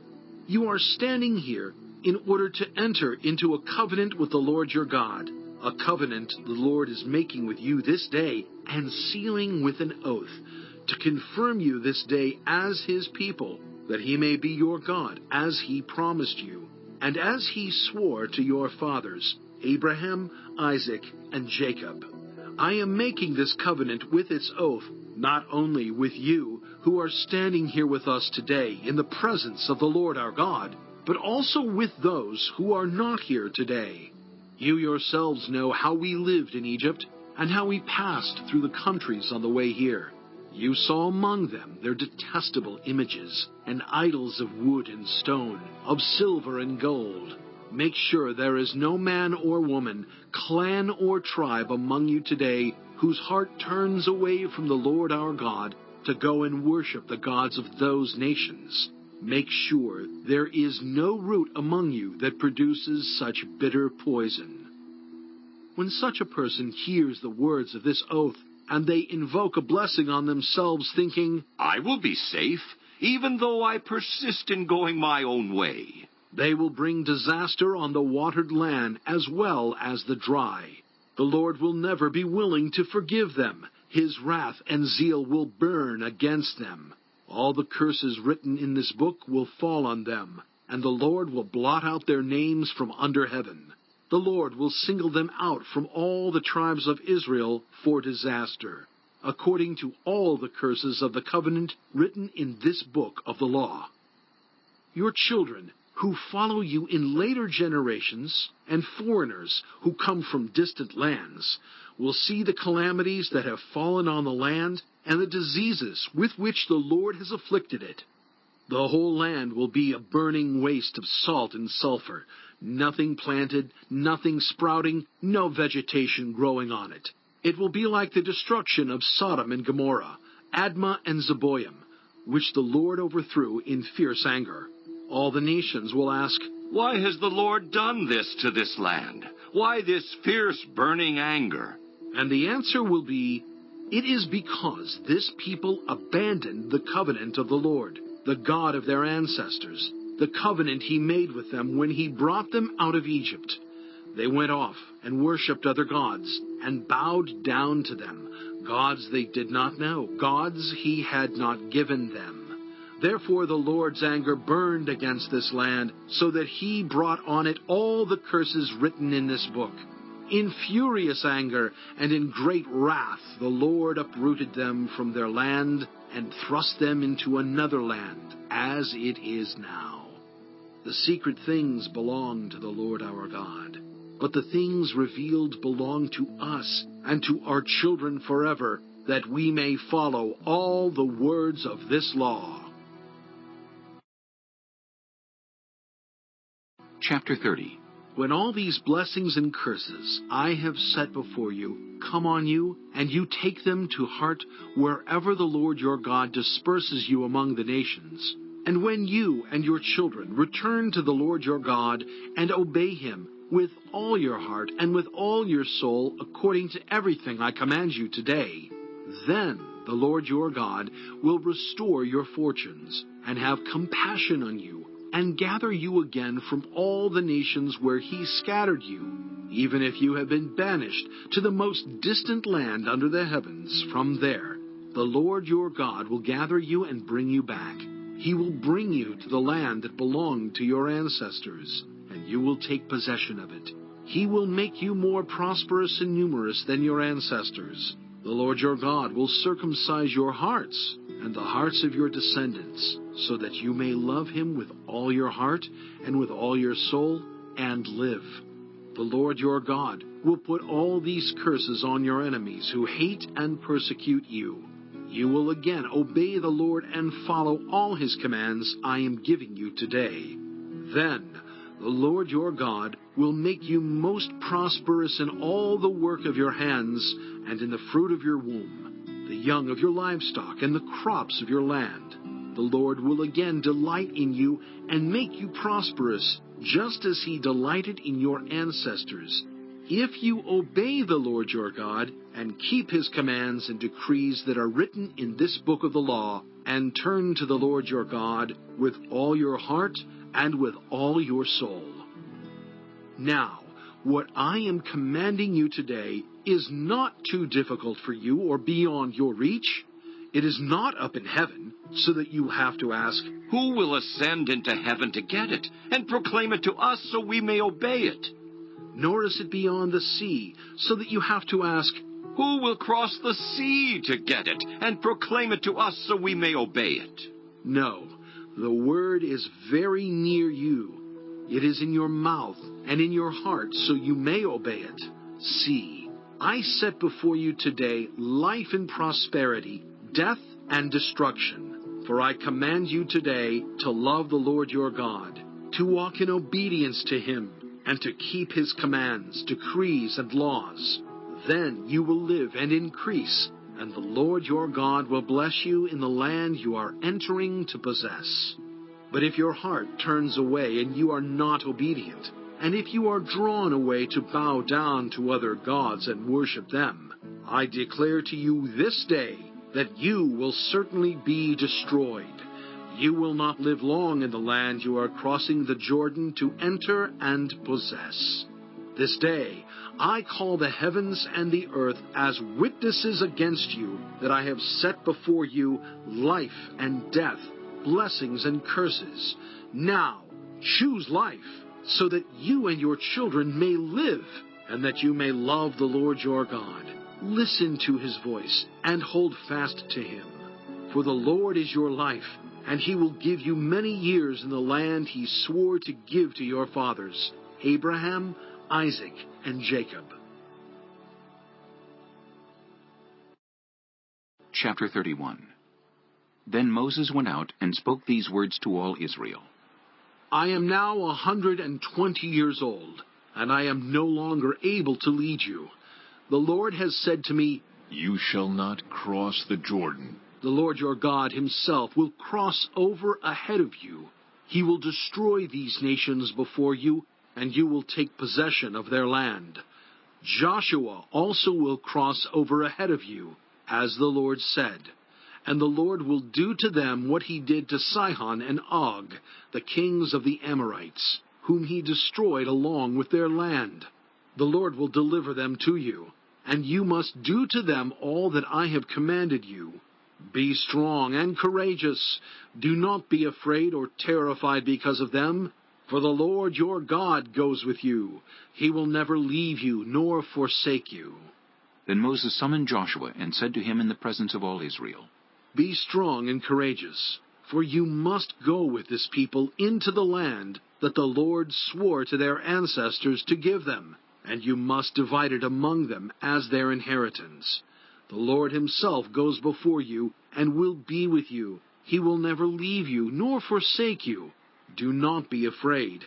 Do not be discouraged. So Moses wrote down this law and gave it to the Levitical priests who carried the ark of the covenant of the Lord, and to all the elders of Israel.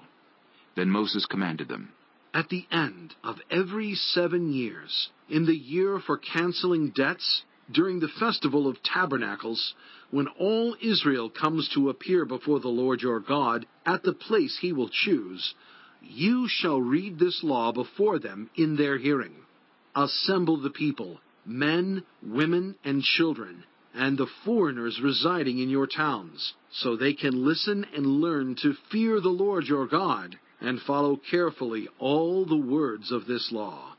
Their children, who do not know this law, must hear it and learn to fear the Lord your God as long as you live in the land you are crossing the Jordan to possess. The Lord said to Moses, Now the day of your death is near.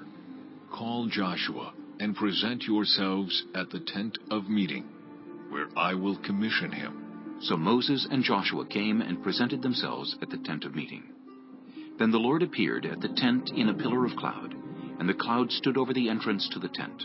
And the Lord said to Moses, You are going to rest with your ancestors, and these people will soon prostitute themselves to the foreign gods of the land they are entering.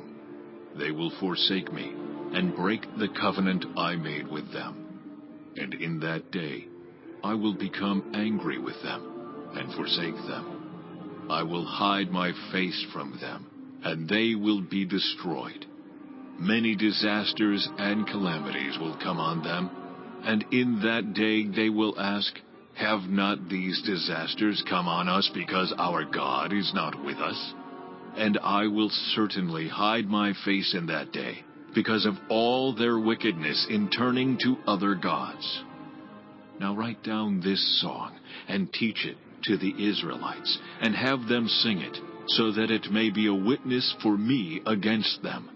When I have brought them into the land flowing with milk and honey, the land I promised on oath to their ancestors. And when they eat their fill and thrive, they will turn to other gods and worship them, rejecting me and breaking my covenant. And when many disasters and calamities come on them, this song will testify against them, because it will not be forgotten by their descendants. I know what they are disposed to do, even before I bring them into the land I promised them on oath. So Moses wrote down this song that day and taught it to the Israelites. The Lord gave this command to Joshua son of Nun. Be strong and courageous, for you will bring the Israelites into the land I promised them on oath, and I myself will be with you. After Moses finished writing in a book the words of this law from beginning to end, he gave this command to the Levites who carried the ark of the covenant of the Lord. Take this book of the law and place it beside the ark of the covenant of the Lord your God. There it will remain as a witness against you, for I know how rebellious and stiff-necked you are. If you have been rebellious against the Lord while I am still alive and with you, how much more will you rebel after I die? Assemble before me all the elders of your tribes and all your officials, so that I can speak these words in their hearing and call the heavens and the earth to testify against them. For I know that after my death you are sure to become utterly corrupt and to turn from the way I have commanded you. In days to come, disaster will fall on you because you will do evil in the sight of the Lord and arouse his anger by what your hands have made. And Moses recited the words of this song from beginning to end in the hearing of the whole assembly of Israel. Chapter 32. Listen, you heavens, and I will speak. Hear, you earth, the words of my mouth. Let my teaching fall like rain, and my words descend like dew, like showers on new grass, like abundant rain on tender plants. I will proclaim the name of the Lord. Oh, praise the greatness of our God. He is the rock. His works are perfect, and all his ways are just. A faithful God who does no wrong. Upright and just is he. They are corrupt and not his children. To their shame they are a warped and crooked generation. Is this the way you repay the Lord, you foolish and unwise people? Is he not your Father, your Creator, who made you and formed you? Remember the days of old. Consider the generations long past. Ask your father, and he will tell you, your elders, and they will explain to you. When the Most High gave the nations their inheritance, when he divided all mankind, he set up boundaries for the peoples, according to the number of the sons of Israel. For the Lord's portion is his people, Jacob his allotted inheritance. In a desert land he found him, in a barren and howling waste. He shielded him and cared for him. He guarded him as the apple of his eye, like an eagle that stirs up its nest and hovers over its young, that spreads its wings to catch them and carries them aloft. The Lord alone led him. No foreign god was with him. He made him ride on the heights of the land, and fed him with the fruit of the fields. He nourished him with honey from the rock, and with oil from the flinty crag, with curds and milk from herd and flock, and with fattened lambs and goats, with choice rams of Bashan and the finest kernels of wheat. You drank the foaming blood of the grape. Jeshurun grew fat and kicked. Filled with food, they became heavy and sleek. They abandoned the God who made them, and rejected the rock, their Savior. They made him jealous with their foreign gods and angered him with their detestable idols. They sacrificed to false gods, which are not God, gods they had not known, gods that recently appeared, gods your ancestors did not fear. You deserted the rock who fathered you. You forgot the God who gave you birth. The Lord saw this and rejected them, because he was angered by his sons and daughters, I will hide my face from them, he said, and see what their end will be, for they are a perverse generation, children who are unfaithful. They made me jealous by what is no God, and angered me with their worthless idols. I will make them envious by those who are not a people. I will make them angry by a nation that has no understanding. For a fire will be kindled by my wrath, one that burns down to the realm of the dead below. It will devour the earth and its harvests, and set afire the foundations of the mountains. I will heap calamities on them and spend my arrows against them. I will send wasting famine against them, consuming pestilence and deadly plague. I will send against them the fangs of wild beasts, the venom of vipers that glide in the dust. In the street the sword will make them childless. In their homes terror will reign. The young men and young women will perish, the infants and those with gray hair. I said I would scatter them and erase their name from human memory. But I dreaded the taunt of the enemy, lest the adversary misunderstand and say, "Our hand has triumphed. The Lord has not done all this." They are a nation without sense. There is no discernment in them. If only they were wise and would understand this and discern what their end will be. How could one man chase 1,000, or two put 10,000 to flight, unless their rock had sold them, unless the Lord had given them up? For their rock is not like our rock, as even our enemies concede. Their vine comes from the vine of Sodom, and from the fields of Gomorrah. Their grapes are filled with poison, and their clusters with bitterness. Their wine is the venom of serpents, the deadly poison of cobras. Have I not kept this in reserve and sealed it in my vaults? It is mine to avenge. I will repay. In due time their foot will slip. Their day of disaster is near, and their doom rushes upon them. The Lord will vindicate his people and relent concerning his servants when he sees their strength is gone and no one is left, slave or free. He will say, "Now where are their gods? The rock they took refuge in, the gods who ate the fat of their sacrifices and drank the wine of their drink offerings. Let them rise up to help you. Let them give you shelter. See now that I myself am he. There is no God besides me. I put to death, and I bring to life. I have wounded, and I will heal, and no one can deliver out of my hand. I lift my hand to heaven and solemnly swear, as surely as I live forever. When I sharpen my flashing sword, and my hand grasps it in judgment, I will take vengeance on my adversaries and repay those who hate me. I will make my arrows drunk with blood, while my sword devours flesh, the blood of the slain and the captives, the heads of the enemy leaders. Rejoice, you nations, with his people, for he will avenge the blood of his servants. He will take vengeance on his enemies and make atonement for his land and people. Moses came with Joshua son of Nun and spoke all the words of this song in the hearing of the people. When Moses finished reciting all these words to all Israel, he said to them, "Take to heart all the words I have solemnly declared to you this day, so that you may command your children to obey carefully all the words of this law. They are not just idle words for you. They are your life.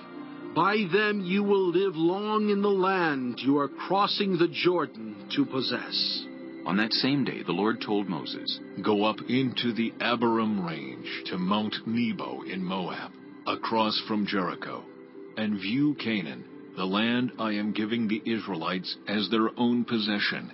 There on the mountain that you have climbed, you will die and be gathered to your people, just as your brother Aaron died on Mount Hor and was gathered to his people.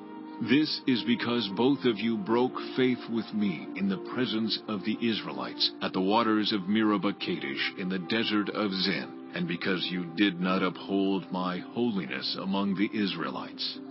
Therefore you will see the land only from a distance. You will not enter the land I am giving to the people of Israel.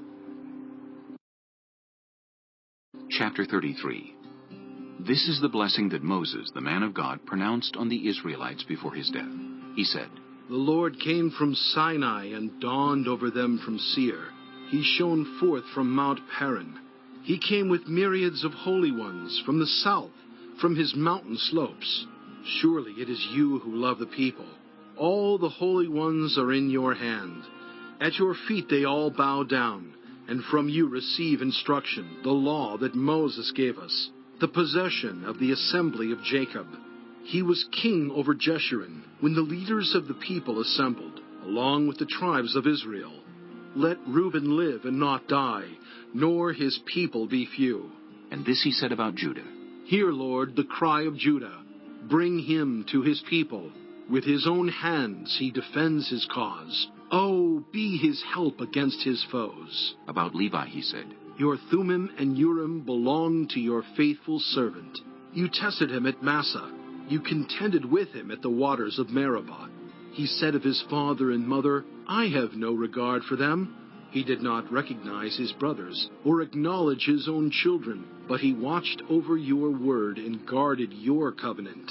He teaches your precepts to Jacob and your law to Israel. He offers incense before you and whole burnt offerings on your altar. Bless all his skills, Lord, and be pleased with the work of his hands. Strike down those who rise against him, his foes, till they rise no more. About Benjamin he said, Let the beloved of the Lord rest secure in him, for he shields him all day long, and the one the Lord loves rests between his shoulders. About Joseph he said, May the Lord bless his land with the precious dew from heaven above and with the deep waters that lie below. With the best the sun brings forth, and the finest the moon can yield, with the choicest gifts of the ancient mountains and the fruitfulness of the everlasting hills, with the best gifts of the earth and its fullness, and the favor of him who dwelt in the burning bush. Let all these rest on the head of Joseph, on the brow of the prince among his brothers. In majesty he is like a firstborn bull. His horns are the horns of a wild ox. With them he will gore the nations, even those at the ends of the earth. Such are the 10,000s of Ephraim, such are the thousands of Manasseh. About Zebulun he said, Rejoice, Zebulun, in your going out, and you, Issachar, in your tents. They will summon peoples to the mountain, and there offer the sacrifices of the righteous. They will feast on the abundance of the seas, on the treasures hidden in the sand. About Gad he said, Blessed is he who enlarges Gad's domain. Gad lives there like a lion, tearing at arm or head. He chose the best land for himself. The leader's portion was kept for him. When the heads of the people assembled, he carried out the Lord's righteous will and his judgments concerning Israel. About Dan he said, Dan is a lion's cub, springing out of Bashan. About Naphtali he said, Naphtali is abounding with the favor of the Lord and is full of his blessing. He will inherit southward to the lake. About Asher he said, Most blessed of sons is Asher. Let him be favored by his brothers, and let him bathe his feet in oil. The bolts of your gates will be iron and bronze, and your strength will equal your days. There is no one like the God of Jeshurun, who rides across the heavens to help you, and on the clouds in his majesty. The eternal God is your refuge, and underneath are the everlasting arms. He will drive out your enemies before you, saying, Destroy them. So Israel will live in safety. Jacob will dwell secure in a land of grain and new wine, where the heavens dropped you. Blessed are you, Israel. Who is like you, a people saved by the Lord? He is your shield and helper, and your glorious sword. Your enemies will cower before you, and you will tread on their heights. Chapter 34. Then Moses climbed Mount Nebo from the plains of Moab to the top of Pisgah, across from Jericho. There the Lord showed him the whole land, from Gilead to Dan, all of Naphtali, the territory of Ephraim and Manasseh, all the land of Judah as far as the Mediterranean Sea, the Negev, and the whole region from the valley of Jericho, the city of palms, as far as Zoar. Then the Lord said to him, This is the land I promised on oath to Abraham, Isaac, and Jacob, when I said, I will give it to your descendants. I have let you see it with your eyes, but you will not cross over into it. And Moses, the servant of the Lord, died there in Moab, as the Lord had said. He buried him in Moab, in the valley opposite Beth Peor. But to this day, no one knows where his grave is. Moses was 120 years old when he died, yet his eyes were not weak, nor his strength gone. The Israelites grieved for Moses in the plains of Moab 30 days, until the time of weeping and mourning was over. Now Joshua, son of Nun, was filled with the spirit of wisdom, because Moses had laid his hands on him. So the Israelites listened to him, and did what the Lord had commanded Moses. Since then, no prophet has risen in Israel like Moses, whom the Lord knew face to face, who did all those signs and wonders the Lord sent him to do in Egypt, to Pharaoh, and to all his officials, and to his whole land. For no one has ever shown the mighty power or performed the awesome deeds that Moses did in the sight of all Israel.